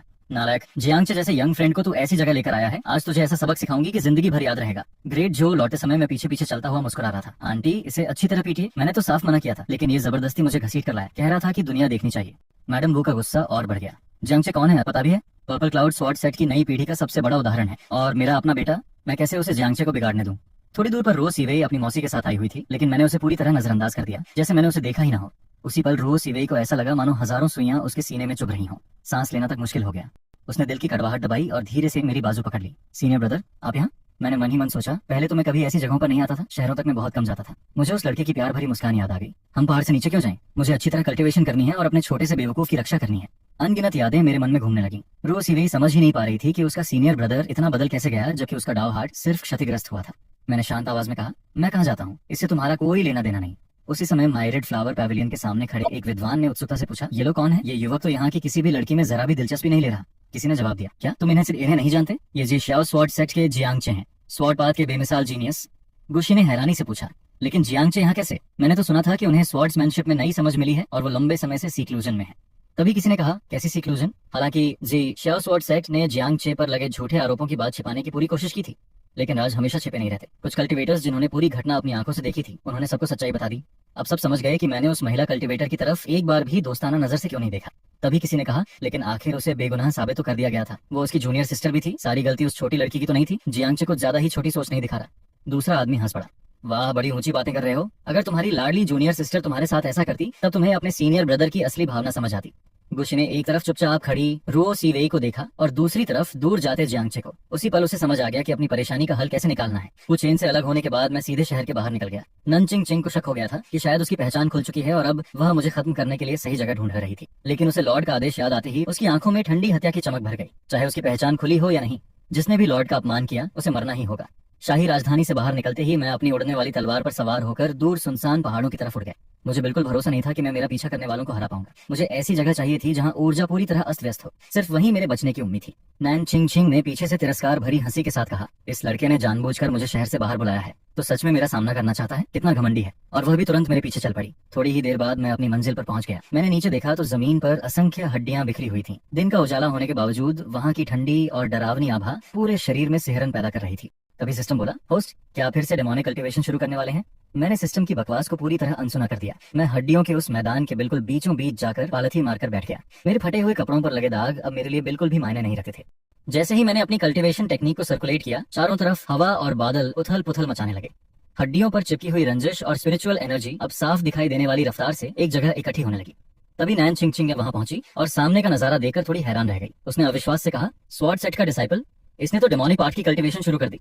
मैंने तुरंत जवाब दिया, एक बेगुनाह पर झूठा इल्जाम मत लगाओ। ये कोई डेमन नहीं बल्कि घोस्ट है। मेरे शरीर से ऐसी ऑरा निकल रही है जिसे शब्दों में बयां नहीं किया जा सकता। उसमें डेमोनिक और डिवाइन दोनों तरह की मौजूदगी है, जो लोगों के दिल में डर भी पैदा करती है और उन्हें बेइंतहा श्रद्धा से झुकने पर भी मजबूर कर देती है। लेकिन नैन चिंग चिंग को इस बात से कोई मतलब नहीं था कि ये ताकत आखिर क्या है। उसने ठंडी आवाज में कहा, तू कोई भी हो, लॉर्ड का अपमान करने की सजा सिर्फ मौत है। इतना कहकर उसने अपना खून जैसा लाल चाबुक निकाला और पूरी ताकत से मेरी तरफ घुमा दिया। उसे देखकर मैंने पलटकर हमला नहीं किया, मैं बस आधा कदम पीछे हटा और उंगलियां चटकाई। अगले ही पल हवा में अचानक एक स्केलेटन प्रकट हुआ जिसके शरीर से बेहद डरावनी और अजीब ऑरा फैल रही थी। मैं हंसते हुए बोला, हे मिस नैन, तुम तो ब्रोकन नेट रियलम के मिड स्टेज में हो, चलो जरा इसका मजा लो। स्केलेटन का चेहरा बिल्कुल सफेद था, लेकिन उसके होठों पर हल्की सी मजाक उड़ाने वाली मुस्कान थी। उसने कहा, मैंने सोचा था कोई बड़ा दुश्मन होगा, लेकिन निकली तो बस ये छोटी सी लड़की। ये सुनकर नैन छिंग का चेहरा बिगड़ गया। उसने तुरंत समझ लिया कि ये स्केलेटन सिर्फ ब्रोकन नेट रियलम के इनिशियल स्टेज में है, लेकिन फिर भी इसे थोड़ी देर में हराना आसान नहीं होगा। उसने मुझे घूरते हुए कहा, भाग मत, पहले मैं इस मॉन्स्टर को खत्म करती हूँ, उसके बाद तेरी कुत्ते जैसी जान लूंगी। मैंने उसकी बात को पूरी तरह नजरअंदाज किया, हल्का सा हंसा और वहां से मुड़कर चल पड़ा। मन ही मन मैंने सोचा, अगर ये लड़की यहाँ है तो मेरी शियान भी यहीं कहीं होगी। उसकी असली ताकत मुझे नहीं पता, लेकिन कम से कम वो लाइफ एंड डेथ रियल में तो है ही। अगर वो यहाँ आ गई तो फिर चाहकर भी मैं नहीं बच पाऊंगा। दूसरी तरफ नैन छिंग ने बड़ी मुश्किल से उस अजीब स्केलेटन से छुटकारा पाया। उसके बाद उसने उस दिशा में देखा जिधर जियांग चे गया था और गुस्से में बस जमीन पर पैर पटक कर रह गई। उसने बड़बड़ाते हुए कहा, अफवाहों में तो इसे धर्म का आदर्श सज्जन बताया जाता है, लेकिन ये तो डेमोनिक आर्ट्स भी करता है और मौत से इतना डरता है कि भाग भी जाता है। उधर मैं जाने कितनी दूर भागता रहा। आखिरकार जब मुझे लगा कि अब कोई पीछा नहीं कर रहा, तब जाकर रुका। मैंने गहरी सांस ली और मन ही मन सोचा, मैंने कभी नहीं सोचा था कि मेरी शियान इंपीरियल सिटी में होगी। अब हालात ऐसे हो गए हैं तो मैं अपना काम कैसे पूरा करूं? क्या मुझे वापस जाना चाहिए? फिर मैंने खुद से कहा, अब मुझे अपनी ताकत बढ़ाने में पहले जैसी दिलचस्पी नहीं रही, लेकिन अगर मुझे दूसरी बार जिंदगी शुरू करने का मौका मिला है तो कुछ ऐसे काम जरूर करना चाहता हूँ जो पहले कभी नहीं कर पाया। मैं ऐसे ही हार नहीं मान सका। तभी सिस्टम ने जैसे मेरे मन की बात पढ़ ली। उसने कहा, तुम गोस्ट एंसेस्टर हो, वो एन्चेंटिंग इमॉर्टल अभी सिर्फ लाइफ एंड डेथ रियलम में एंडेटिसन है। अगर तुम कुछ साल और कल्टीवेशन कर लो तो उसे हराना तुम्हारे लिए बच्चों का खेल होगा। साफ था कि सिस्टम चाहता था कि मैं फिर से कल्टीवेशन शुरू करूं। मैंने झुंझलाकर कहा, बस करो लिंगयू, अभी मुझे अपने शरीर की सारी रंजिश साफ करनी है। मैंने अभी बहुत सारी रिसेंटमेंट इकट्ठी की है। अगर मैं इसी हालत में वापस गया तो जो लोग सच नहीं जानते वो मुझे पक्का विलन समझेंगे। लेकिन मुझे बिल्कुल उम्मीद नहीं थी कि यह शुद्धिकरण पूरे 4 दिन तक चलेगा। इन 4 दिनों के दौरान प्रिंस यान, पर्पल क्लाउड, स्वॉर्ड, सेक्स और वो फैमिली की ताकतों ने मिलकर पूरे इंपीरियल सिटी को सील कर दिया। पूरे शहर में ऐसा माहौल था जैसे कोई बड़ा तूफान आने वाला हो। इसी समय वो फैमिली के पिछवाड़े में वू चेन बेचैनी से बार बार चक्कर काट रहा था। 4 दिन पहले वानहुआ पैविलियन में अलग होने के बाद से जियांग चे का कहीं कोई पता नहीं था। इतना ही नहीं, साउथ सिटी से 100 मील दूर लड़ाई के निशान भी मिले थे। हर कोई यही सोच रहा था कि आखिर हुआ क्या था, लेकिन रो सिवेई को जियांग चे के गायब होने की जरा भी चिंता नहीं थी। वो तो आराम से नाइट मार्केट में लैंटर्न फेस्टिवल का मजा ले रही थी, जबकि जियांग चे उसका अपना सीनियर ब्रदर था। वहाँ मौजूद किसी की हिम्मत नहीं हुई कुछ कहने की। आखिर वो एल्डर छिंग्युए की डिसाइपल थी और जियांग चे की सबसे प्यारी जूनियर सिस्टर भी। भले ही इस समय उसका सीनियर ब्रदर उससे नाराज हो, लेकिन पुराने अनुभवों के हिसाब से सबको लगता था कि कुछ समय बाद वो उसे फिर माफ कर देगा। तभी आंगन के बाहर कुछ लोग दिखाई दिए। वो चैन ने सिर उठाकर देखा भी नहीं, फिर भी समझ गया कि कौन आया है। उसने मन ही मन सोचा, इन लोगों के पास यहाँ आने की भी फुर्सत है। पहले वो रो सिवेई के साथ अच्छा व्यवहार करता था क्योंकि उसे लगता था कि झूठा इल्जाम लगना सिर्फ एक हादसा था, लेकिन अब उसकी असली फितरत देकर उसे उससे बिल्कुल भी उम्मीद नहीं रही। लिन्यू आगे बढ़ा और बोला, सीनियर ब्रदर वो, मेरी मानो तो सेट को खबर भेजना जरूरत से ज्यादा था। अभी सिर्फ 4 दिन हुए हैं। सीनियर ब्रदर इतने ताकतवर हैं कि उन्हें कुछ नहीं हो सका। उसे वुचेन की आवाज में छिपी नाराजगी का जरा भी एहसास नहीं हुआ। पीछे खड़ी रुओ सिवेई भी मुस्कुराकर बोली, ये ग्रेट जो डायनेस्टी की राजधानी है, यहाँ ड्रैगन एनर्जी की सुरक्षा है, कोई डेमन्स यहाँ आ ही नहीं सकते। और वैसे भी सीनियर ब्रदर के रिश्ते सबके साथ बहुत अच्छे हैं, दूसरे सेट के डिसाइपल उन पर कभी हमला नहीं करेंगे। फिर उसने हंसते हुए कहा, सीनियर ब्रदर वो, आप बेकार में इतनी चिंता कर रहे हैं। देखिए, मैं आपके लिए कितने सारे गिफ्ट्स लाई हूँ। कुछ लोगों ने मजबूरी में मुस्कुराकर वो गिफ्ट्स ले लिए, लेकिन उनके दिल में यही चल रहा था कि सीनियर ब्रदर जियांग ने पिछले 10 सालों में उसके लिए जो कुछ किया वो सब बेकार चला गया। उसने उसे हमेशा सिर पर बिठाकर रखा, उसकी हर जिद पूरी की, लेकिन आज जब जियांग चे गायब था तब वही लड़की सबसे ज्यादा खुश नजर आ रही थी। तभी जब सबका गुस्सा फूटने ही वाला था, दरवाजे पर अचानक एक परिचित साया दिखाई दिया। जैसे ही वो चेन और बाकी लोगों ने देखा कि वो कौन है, सबके चेहरे खुशी से खिल उठे। उन्होंने हाथों में पकड़े गिफ्ट्स वहीं गिरा दिए और दौड़कर दरवाजे की तरफ भागे।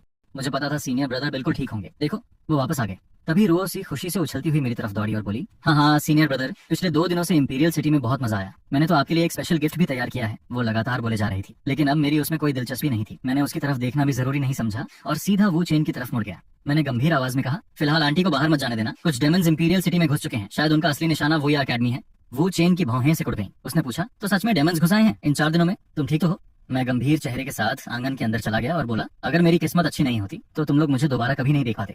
मेरी बात सुनने में जैसे सफाई भी लग रही थी और ताना भी। रोसी वहीं जड़ होकर खड़ी रह गई। उसने कांपती आवाज में पूछा, सीनियर ब्रदर, क्या आप सच में इतनी बड़ी मुसीबत में थे?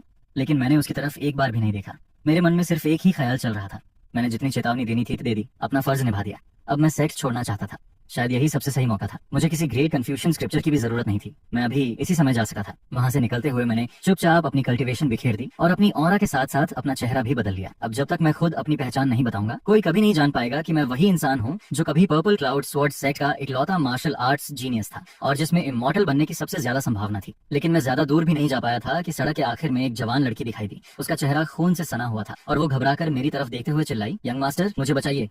मैं वहीं रुक गया। मैंने हैरानी से सोचा, ये कैसी किस्मत है, फिर से किसी पहचान वाले से टकरा गया। कुछ ही समय पहले इसी लड़की ने मेरी नाक की तरफ उंगली दिखाकर मेरी जान लेने की कसम खाई थी। और हाँ, वो कोई और नहीं बल्कि डेमन लॉर्ड की डिसाइपल नैन छिंगछिंग थी। मुझे मानना पड़ेगा कि उसकी एक्टिंग कमाल की थी। अगर मुझे पहले से ये नहीं पता होता कि वो ब्रोकन नेट रियल्म के मिड स्टेज की कल्टीवेटर है, तो शायद मैं सचमुच हीरो बनकर उसे बचाने पहुंच जाता। उसके बगल में खड़े डाकुओं ने जब देखा कि मैं सिर्फ एक कमजोर और निहत्था नौजवान लगा हूँ, तो सब जोर जोर से हंसने लगे। उनमें से एक बोला, अरे लड़की, इसे नहीं, मुझे गिड़गिड़ाकर मिन्नतें करनी चाहिए। नैन छिंगछिंग की आंखों में एक पल के लिए जानलेवा इरादा चमका, लेकिन अगले ही पल उसने अपने चेहरे पर बेबस और लाचार लड़की का भाव ला दिया और मेरी तरफ मदद की उम्मीद से देखने लगी। जब उसने फिर से मदद के लिए पुकारा तो वो डाकू मेरी तरफ मुड़ा और ठंडी नजरों से घूरते हुए बोला, ओए लड़के, अभी के अभी यहाँ से निकल जा, नहीं तो फिर मुझ पर रहम न करने का इल्जाम मत लगाना। उसने मेरे साफ सुथरे कपड़े देखकर समझ लिया था कि मैं राजधानी के किसी एकेडमी का स्कॉलर हूँ। उसे मालूम था कि अगर किसी अमीर व्यापारी या उसकी बीवी को लूटेगा तो शायद बस पीछा किया जाएगा, लेकिन अगर किसी एकेडमी के विद्यार्थी को मार दिया या जरा भी गंभीर चोट पहुंचा दी तो सिर्फ उनका गिरोह नहीं बल्कि पूरा खानदान मिटा दिया जाएगा। इसलिए मेरी असली पहचान न जानते हुए भी उसने सावधानी बरतना ही ठीक समझा। मैंने उसकी तरफ चापलूसी वाली मुस्कान के साथ देखा और कहा, ठीक है, मैं जा रहा हूँ। इतना कहकर मैं बिजली की रफ्तार से वहां से भाग गया। पलक झपकते ही नैन छिंगछिंग मेरी पीठ तक नहीं देख पाई। डाकू ने मेरी जाती हुई दिशा में तिरस्कार से थूका और फिर दोनों लड़कियों की तरफ मुड़कर हंसते हुए बोला, देखा, जिस आदमी से तुमने मदद मांगी थी उसमें तो जरा भी दम नहीं है। लेकिन वो अपनी बात पूरी भी नहीं कर पाया था कि अचानक उसकी गर्दन पर बर्फ जैसी ठंडी लहर दौड़ गई। अगले ही पल उसकी नजर धुंधली हो गई और पूरी दुनिया उसकी आंखों के सामने घूमने लगी। नैन छिंगछिंग ने आराम से अपने हाथ झाड़े जैसे कोई मामूली काम खत्म किया हो और फिर बिल्कुल शांत चेहरे के साथ दूसरी तरफ चल दी। मेई शियानयान ने दिलचस्पी से उस दिशा में देखा जिधर जियांगचे गया था। हालांकि उस लड़के की ताकत ज्यादा नहीं थी, लेकिन उसका दिमाग बिल्कुल साफ था और उसका मन भी बेहद शुद्ध था। उसकी सारी मेरिडियंस पूरी तरह खुली हुई थी, इसलिए वो एक बेहद होनहार कल्टीवेटर था। अगर उसे थोड़ा सा भी सही मार्गदर्शन मिल जाए तो उसके लिए जिंदगी और मौत जैसी चीज कोई मायने नहीं रखेगी, और अगर उसे अपने साथ ले जाया जाए तो लंबे समय से शांत पड़े डीमन क्लैन में भी हलचल मच सकती थी। उधर मैं सोच ही रहा था कि तभी नैन छिंगछिंग मुझे किसी छोटे चूजे की तरह पकड़कर वापस ले आई। मैंने बिल्कुल उम्मीद नहीं की थी कि मेई शियानयान मुझे ढूंढ रही होगी, लेकिन उसके सामने मेरी मौजूदा कल्टीवेशन के साथ भाग निकलना नामुमकिन था। सिस्टम, मुझे 1000 माइल एस्केप टैलिस्मन दो। 1000 माइल एस्केप टैलिस्मन के लिए 50 डेस्टिनी वैल्यू चाहिए। माफ कीजिए होस्ट, आपके पास पर्याप्त डेस्टिनी वैल्यू नहीं है। सिस्टम स्पेस के अंदर लिटिल हेवनली दाओ खुशी से मुस्कुरा रहा था। वो कभी नहीं चाहता था कि जियांगचे फिर से एक साधारण इंसान बन जाए। जब उसे समझाना मुमकिन नहीं था तो बेहतर यही था कि जियांगचे मेई शियानयान के साथ ही रहे। डीमन रेस और मॉन्स्टर रेस हमेशा से एक दूसरे के दुश्मन रहे थे। लिन्यू ने जो हेवन एंड अर्थ को बलि देकर सभी जीवों की मदद से इमॉर्टल बनने की योजना सफल की थी, उसके पीछे भी उसकी गहरी चालें थीं। जब तक जियांगचे मेई शियानयान के साथ रहेगा तब तक भविष्य में उसका सामना इस चोजन वन से जरूर होगा। नैन छिंगछिंग ने देखा कि मैं वहीं खामोश खड़ा था। उसने हल्का सा हाथ हिलाया और स्पिरिचुअल एनर्जी की एक लहर मेरे घुटने से टकराई। मेरे घुटने में तेज दर्द उठा। मैं घुटनों के बल तो नहीं गिरा, लेकिन मजबूरी में झुककर प्रणाम कर दिया। जूनियर जियांगचे सीनियर को प्रणाम करता है। अगर संभव हो तो कृपया मुझे जाने दीजिए। मैं सिर्फ एक रो कल्टीवेटर हूँ और मैंने कभी कोई बुरा काम नहीं किया। नैन छिंगछिंग मेरे झुकने से काफी खुश हुई। उसे लगा कि मैं प्रभु से डरता भी हूँ और उनका सम्मान भी करता हूँ। लेकिन मेई शियानयान की अगली बात सुनकर वो खुद चौंक गई। क्या तुम्हें मुझसे डर नहीं लगता? तुम्हारा दिल बिल्कुल शांत है। तुम्हारे अंदर वो डर नहीं है जो आमतौर पर कमजोर लोग ताकतवर लोगों के सामने महसूस करते हैं। प्रो कल्टीवेटर्स तो स्वाभाविक रूप से शक्तिशाली लोगों से डरते हैं और किसी को नाराज करने की हिम्मत नहीं करते। और तुम्हारी कल्टीवेशन टेक्निक्स भी काफी मिली जुली है, लेकिन ऐसा लगता है जैसे तुमने जानबूझकर ऐसा किया हो। अगर ऐसा है तो सीनियर, क्या मैं आपकी पहचान जान सकता हूँ? मेई शियानयान हल्का सा मेरी तरफ झुकी। उसकी गर्म सांसें मेरे चेहरे के बेहद करीब थीं और उसकी आंखों में शरारत भरी मुस्कान थी। मेरा दिल बेकाबू होकर धड़कने लगा और मेरी आंखें धीरे धीरे धुंधली पड़ने लगीं। मैं पहले एक डॉइस था। एक पीक लेवल कल्टीवेटर ने एक खजाने के लिए लड़ाई करते समय एक बड़े सेट के डिसाइपल को मार दिया था। बदले के डर से मैंने अपनी कल्टीवेशन मेथड बदल दी। उसकी मोहिनी में फंसकर मैं अनजाने में अपने अतीत की सारी बातें बताने लगा। नैन छिंगछिंग ने वेनरेबल मास्टर को प्रशंसा भरी नजरों से देखा। सचमुच कोई भी वेनरेबल मास्टर के आकर्षण से बच नहीं सकता था। जब मुझे आखिरकार एहसास हुआ कि अभी क्या हुआ है तो मैं डर के मारे जमीन पर गिर पड़ा। आपने मेरे साथ क्या किया? मेई शियानयान अपनी लहराती हुई जुल्फों से खेलते हुए मुस्कुराई। जब तुम अपने दुश्मनों से छिप ही रहे हो तो मेरे साथ क्यों नहीं चलते? मैं तुम्हें कल्टीवेशन भी सिखा सकती हूँ। मुझे पता था कि अब बचकर निकलना असंभव है, इसलिए मैंने बेबसी में सिर हिला दिया। उसके बाद हम तीनों चुपचाप पास के एक शहर की तरफ बढ़ने लगे। पीछे चलते हुए दोनों औरतें टेलीपैथी के जरिए आपस में बात करने लगी। प्रभु, इस बार हम इंसानों के इलाके में हैं। इसे साथ ले जाना कहीं हमारी पहचान उजागर न कर दे। कोई बात नहीं, अगर हमारी पहचान खुल भी गई तो क्या? कितने देवता हैं जो मुझे मार सके हैं, और अगर कोई मार भी सकता है तो उसकी कीमत वो कभी नहीं चुका पाएंगे। उन दोनों के पीछे चलते हुए मेरे चेहरे पर हल्की सी संतुष्टि भरी मुस्कान आ गई। कितना मूर्ख है, 1000 साल बाद भी उतना ही मूर्ख, और 1000 साल पहले भी। मेई शियानयान ने कभी अपने टैलेंट पर शक नहीं किया था और उसे हमेशा लगता था कि कोई भी उसके इल्यूजन से बच नहीं सकता। मेरे पिछले जन्म में भी उसी घमंडी स्वभाव की वजह से मैंने डीमन लॉर्ड की गद्दी उसे सौंप दी थी। पिछले जन्म की बातें याद आते ही मैं अनायास ही लंबी सांस भर बैठा। अपने पिछले जीवन में मैं पूरे 1000 साल तक चोजन वन से लड़ता रहा था। मैंने डीमन क्लैन को अपनी नींव बनाकर डीमन क्लैन और ह्यूमन क्लैन दोनों से युद्ध किया था, लेकिन अफसोस लिन्यू की चालें मुझसे भी कहीं ज्यादा गहरी थी और आखिरकार पूरे डीमन क्लैन का विनाश हो गया।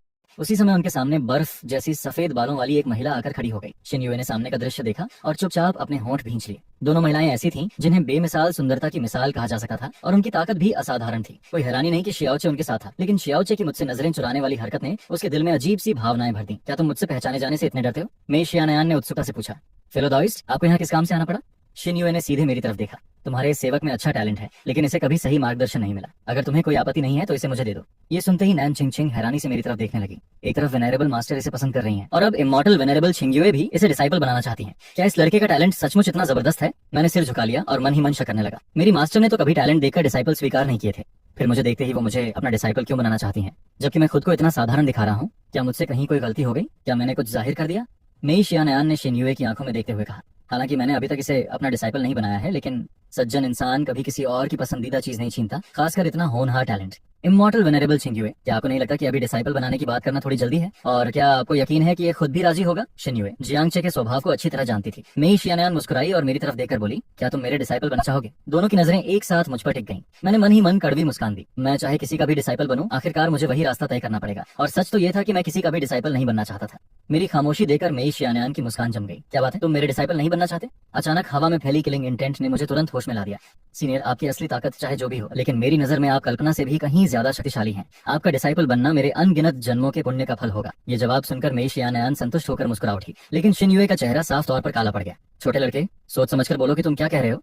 जियांगचे ने उसके सामने किसी और को अपना मास्टर चुन लिया था। ये सिर्फ उनके कई सालों पुराने मास्टर डिसाइपल रिश्ते का अपमान नहीं था, बल्कि उसे पूरी तरह मूर्ख साबित कर रहा था। मैं शांत रहा और झुककर बोला, इमॉर्टल वेनेरेबल छिंगयुए की प्रतिष्ठा पूरे संसार में प्रसिद्ध है। मेरे जैसे साधारण इंसान को अपना डिसाइपल बनाने की इच्छा जताना ही मेरे लिए सम्मान की बात है, लेकिन मैं इतना योग्य नहीं हूँ कि ऐसे सौभाग्य का भार उठा सकूं। मेरी बात सुनते ही शिनयुए ने आसपास के सारे पेड़ एक ही पल में चकनाचूर कर दिए। तुम्हारी हिम्मत तो बहुत बढ़ गई है, तो तुमने सचमुच तय कर लिया है कि उसके ही डिसाइपल बनोगे? सैकड़ों वर्षों में वो कभी इतनी गुस्सा नहीं हुई थी। उसका अचानक फूट पड़ा क्रोध देकर मैं भी घबरा गया, खासकर जिस तरह मेरी मास्टर अभी मुझे देख रही थी। मुझे ऐसा महसूस हुआ जैसे उसने सब कुछ जान लिया हो। शायद मेरी बातों का मतलब इन दोनों सीनियर्स ने कुछ और ही समझ लिया था। मानना पड़ेगा, अगर इमॉर्टल वेनेरेबल छिंगयुए और इस सीनियर में से किसी एक को चुनना होता तो मैं इसी सीनियर का डिसाइपल बनना पसंद करता। लेकिन वो तब की बात होती अगर मेरी पहले से कोई मास्टर न होती। हालांकि मैं अब सेक्स छोड़ चुका था, लेकिन मैंने अपनी मास्टर के साथ अपना मास्टर डिसाइपल रिश्ता कभी नहीं तोड़ा था, इसलिए किसी और का डिसाइपल बनने का कोई कारण ही नहीं था। लेकिन मेरी यही बातें छिंगयुए के गुस्से को और भड़काती सी चली गईं। तो तुम हमारे मास्टर डिसाइपल रिश्ते को खत्म करना चाहते हो? लाइफ एंड डेथ रियल्म की भयानक दबाव भरी औरा पूरे माहौल में फैल गई। मेरे होंठ के कोने से खून की एक पतली धारा बह निकली। फिर भी मैं बिना पलक झपकाए सीधे छिंगयुए की आंखों में देखता रहा, जिनमें इस वक्त अनगिनत उलझी हुई भावनाएं साफ दिखाई दे रही थी। इस पल चाहे मैं कितना भी बेवकूफ क्यों ना होता, फिर भी मैं समझ चुका था कि मेरे मास्टर मेरे असली आइडेंटिटी के बारे में जान चुके हैं। मुझे नहीं पता था कि उन्होंने ये बात कैसे पकड़ ली, लेकिन अपनी पिछली जिंदगी के अनुभव से मैं अच्छी तरह जानता था कि उनका डिसाइपल बनकर रहना कभी आसान नहीं था। उधर मेरा सिर्फ एक शब्द सुनकर छिंगयुए के सीने पर मानो हजारों किलो का हथौड़ा गिर पड़ा। उन्हें ऐसा महसूस हुआ जैसे व्हाइट क्लाउड पीक पर बिताए गए इतने साल और वहाँ की हर याद एक मजाक बनकर रह गई हो। वो चाहते थे कि बस ठीक है कह दें, फिर उसी पल मेरे साथ अपना मास्टर डिसाइपल रिश्ता हमेशा के लिए खत्म कर दें और दोबारा कभी मेरा चेहरा भी न देखें। लेकिन फिर उन्हें वो छोटा सा जियांगचे याद आ गया जो बचपन से ही उनके पीछे पीछे घूमता था, मैजिक सीखना चाहता था और जिसने पीच ब्लॉसम के पेड़ के नीचे पूरे विश्वास के साथ कहा था कि उसका सपना अपने मास्टर की रक्षा करना है।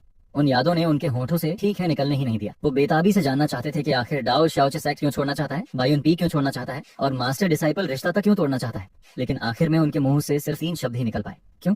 अपने सामने टूट चुके मास्टर को देखकर मुझे समझ ही नहीं आया कि कहाँ से शुरू करूं। ये सब मेरी पिछली जिंदगी की बार बार की उम्मीदों और निराशाओं का नतीजा था, जो आखिर मौत से पहले पूरी तरह सुन्नपन और निराशा में बदल चुकी थी। लेकिन इस जन्म में अभी तक वो सब हुआ ही नहीं था। अगर मैं उन्हें सब कुछ बता भी देता तो क्या वो मेरी बात पर यकीन करते? इसलिए मैंने कोई सफाई नहीं दी, बस अपनी अडिग नजरों से उन्हें देखता रहा। मेरी आंखों में दिख रहे उस पक्के फैसले ने उन्हें आगे सवाल पूछने से भी डरा दिया। ऐसा लग रहा था कि अगर उन्होंने एक कदम और बढ़ाया तो हमारा मास्टर डिसाइपल रिश्ता उसी पर टूट जाएगा। मेरे पास खड़े डेमन लॉर्ड भी छिंगयुए के जाने तक चुप रहे। उनके जाते ही उन्होंने मुझे गौर से देखा और पूछा, क्या तुम अपनी असली पहचान बताने वाले नहीं हो? पहले तो मुझे लगा था कि सब कुछ मेरी समझ में है, लेकिन अब लगता है कि इस बच्चे के पास बहुत सारे राज छिपे हुए हैं। मैं हल्का सा मुस्कुराया। मेरी कौन सी पहचान है? अगर कुछ कहना ही पड़े तो बस इतना कहूंगा कि मैं एक ऐसा इंसान हूँ जिसने अपनी पूरी जिंदगी सब कुछ दांव पर लगा दिया और आखिर में बदले में कुछ भी नहीं मिला। सीनियर, मैं पहले शहर जाकर थोड़ा आराम करूंगा। दूसरी तरफ नान चिंगचिंग पूरी तरह उलझ गई थी। उसने हैरानी से पूछा, वेनेरेबल मास्टर को आखिर हुआ क्या है? उन्होंने सिर्फ तुम्हें ठुकराया ही नहीं, बल्कि छिंगयुए इमॉर्टल वेनेरेबल से भी सीधे टकरा गए। मेई शियानयान मुस्कुराकर बोला, कौन जानता है, चलो जिस पुराने दोस्त से मिलने में आया हूँ वो इसी सामने वाले शहर में है। ग्रेट जो डायनेस्टी की राजधानी वूचे मेरे पास आकर आलस भरे अंदाज में बोला, मुझे लगता है इस ट्रेनिंग के बाद तुम्हारा सेक्ट वापस जाने का कोई इरादा नहीं है। उसे लगता था कि वो जियांगचे को अच्छी तरह समझता है। हाल के दिनों में मेरा हर कदम साफ बता रहा था कि मैं बायुन पीक और छिंगयुए इमॉर्टल वेनेरेबल से अपना रिश्ता हमेशा के लिए खत्म करना चाहता हूँ। मैं हल्का सा हंस पड़ा। अमृत पाना, डाव की तलाश करना, सितारों को तोड़ना या चांद को झुलाना, इनमें से कोई भी मेरी इच्छा नहीं है। पूछे, जब तुम सचमुच सबसे ऊंची चोटी देख लोगे तब समझोगे कि जिन कल्टीवेटर्स को लोग इतना महान समझते हैं वो आखिर हैं ही क्या। मेरी बात सुनकर वुचे कुछ देर के लिए खो गया। उसे लगा कि मैं उसके बिल्कुल सामने खड़ा हूँ, लेकिन फिर भी हमारे बीच हजारों मील की दूरी है। उसने धीरे से पूछा, तो क्या तुम सच में सेक्स छोड़ रहे हो? मैंने शांत आवाज में जवाब दिया, मैं डाउ की तलाश नहीं करूंगा, मैं मॉर्टल वर्ल्ड में उतर रहा हूँ। उम्मीद करता हूँ कि अगली बार जब हमारी मुलाकात हो तब हम दोनों वहीं हो जहाँ हमें होना चाहिए। इतना कहकर मैं धीरे धीरे उसकी नजरों से ओझल हो गया। दूसरी तरफ डेमन लॉर्ड जब शहर के बाहर चिंगुए से मिल चुका था तभी मैंने भी उनसे विदा लेने का फैसला कर लिया। मेशानियन के साथ रहना काफी मजेदार हो सका था, लेकिन मेरे लिए सबसे सही रास्ता उनसे दूर जाना ही था। मैं थक चुका था। अब इस तथाकथित हेवन एंड अर्थ कैलामिटी में जरा भी दखल देना नहीं चाहता था। तभी मैंने शहर से बाहर निकलने ही वाला था कि एक भिखारी ने मेरा रास्ता रोक लिया। वो सिर से पैर तक गंदगी से भरा हुआ था, लेकिन मैं उसे एक नजर में पहचान गया। मैंने सम्मान से पूछा, बाबा क्या आप मेरा इंतजार कर रहे थे? उस भिखारी ने चुपचाप अपनी जेब से 2 कॉपर कॉइन्स निकाले और बोला, नौजवान, अगर तुम्हें एतराज न हो तो मैं तुम्हारा भाग्य देख दूं। मैं मुस्कुराया, अगर आपको एतराज न हो तो एक भविष्यवाणी पूरी दुनिया के हालात बदल सकती है। बूढ़ा आदमी धीरे से बोला, मेरी जिंदगी अब ज्यादा बाकी नहीं है, कुछ बातें न जानना ही बेहतर होता है। मैं हंस पड़ा। जब आप ऐसा कह ही रहे हैं तो मैं ये 2 कॉपर कॉइन्स भी बर्बाद नहीं करूंगा। मुझे इनसे गरम गरम बन खरीदना है। लेकिन बूढ़े भिखारी, मैं आपको भी एक सलाह देता हूँ। किस्मत इस समय पूरी तरह अराजक है। हालात बदले जा सकते हैं, कुछ दुश्मनियां कभी खत्म नहीं होती। अगर मैं वापस आ सका हूँ तो शायद दूसरे भी लौट आएं। ये कहकर मैं कुछ पल रुका और दोनों हाथ जोड़कर उन्हें सम्मान से प्रणाम किया। वो सचमुच उस महान लेजेंड के लायक थे। फिर मैंने शांत स्वर में कहा, लेकिन मैंने तो पहले ही सब कुछ छोड़ दिया है। अगर वो लोग भी वापस आ जाएं तो उससे क्या फर्क पड़ता है? मेरी पिछली जिंदगी का कर्मा अब कोई और चुकाएगा। इतना कहकर मैं वहां से चला गया। बूढ़ा भिखारी मेरी जाती हुई पीठ को देखता रहा और धीरे से बुदबुदाया, जिस चीज को तुम छोड़ नहीं पाए वो भी तुम्हें कभी छोड़ने नहीं देगी। कर्मा अभी भी बाकी है। कुछ दूर जाने के बाद मैंने भौहें सिकोड़ ली। सिस्टम, हेवनली मिस्ट्री एल्डर ने जो कहा तुमने भी सुना ना? तुम्हें तो पता है कि उस समय मैं भी समय को पीछे नहीं मोड़ पाया था। मैं वापस सिर्फ तुम्हारी मदद की वजह से लौट सका। मेरी बात सुनकर सिस्टम को थोड़ा अपराध बोध महसूस हुआ। उसने जवाब दिया, मैं हेवनली दाओ की चेतना का सिर्फ एक छोटा सा अंश हूँ। मेरा काम सिर्फ तुम्हें इस समय तक वापस लाना और हेवन एंड अर्थ कैलामिटी को रोकने में तुम्हारी मदद करना है। अगर दूसरे लोग भी वापस लौट सके हैं तो शायद उस समय कोई ऐसा हादसा हुआ था जिसने बाकी जीवों को भी प्रभावित कर दिया। लेकिन सच ये था कि सिस्टम छिपकर उन फेट पॉइंट्स का इस्तेमाल कर रहा था जिन्हें उसने अभी तक जियांगचे को नहीं दिया था। वो धीरे धीरे जियांगचे से जुड़े लोगों की पिछली जिंदगी की यादें जगाने की तैयारी कर रहा था। लेकिन उसमें इतनी हिम्मत नहीं थी कि ये बात जियांगचे को बता सके, क्योंकि अगर जियांगचे को इस बारे में पता चल गया तो शायद वो उसी वक्त सिस्टम को टुकड़े टुकड़े कर देता। दूसरी तरफ नान चिंग चिंग एक ऐसे भिखारी को देखकर हैरान रह गई जिसके शरीर में जरा सी भी कल्टीवेशन नहीं थी। उसने पूछा, क्या यही लॉर्ड के पुराने दोस्त हैं? मेई शियानयान ने सम्मान से जवाब दिया, ओल्ड मैन तियानजी, अब मैं लाइफ एंड डेथ रियल्म की चोटी पर पहुंच चुका हूँ। क्या अब आप मुझे उस साल वाले रहस्य का जवाब देंगे? ओल्ड मैन तियानजी मुस्कुराए और बोले, हेवन के रहस्य पूरी तरह अराजक हो चुके हैं। भविष्य फिर से बदल रहा है। मैंने उस समय जो कहा था उसे एक मजाक समझकर भूल जाओ। ये सुनते ही मेई शियानयान का चेहरा उतर गया। वो सैकड़ों सालों से उन्हीं शब्दों की वजह से परेशान था। आज वो उस तथाकथित मजाक का असली जवाब लेने आया था। उसने दांत भींचकर कहा, बूढ़े आदमी, मुझे जवाब दीजिए वरना मैं। ओल्ड मैन तियानजी ने उसकी बात काट दी। जाकर डेमन रियल्म घूमाओ। हेवनली मिस्ट्री एल्डर किसी से नहीं डरता। मेरी उम्र पूरी होने वाली है। नौजवान, अपनी सांसें मुझ पर बर्बाद मत करो।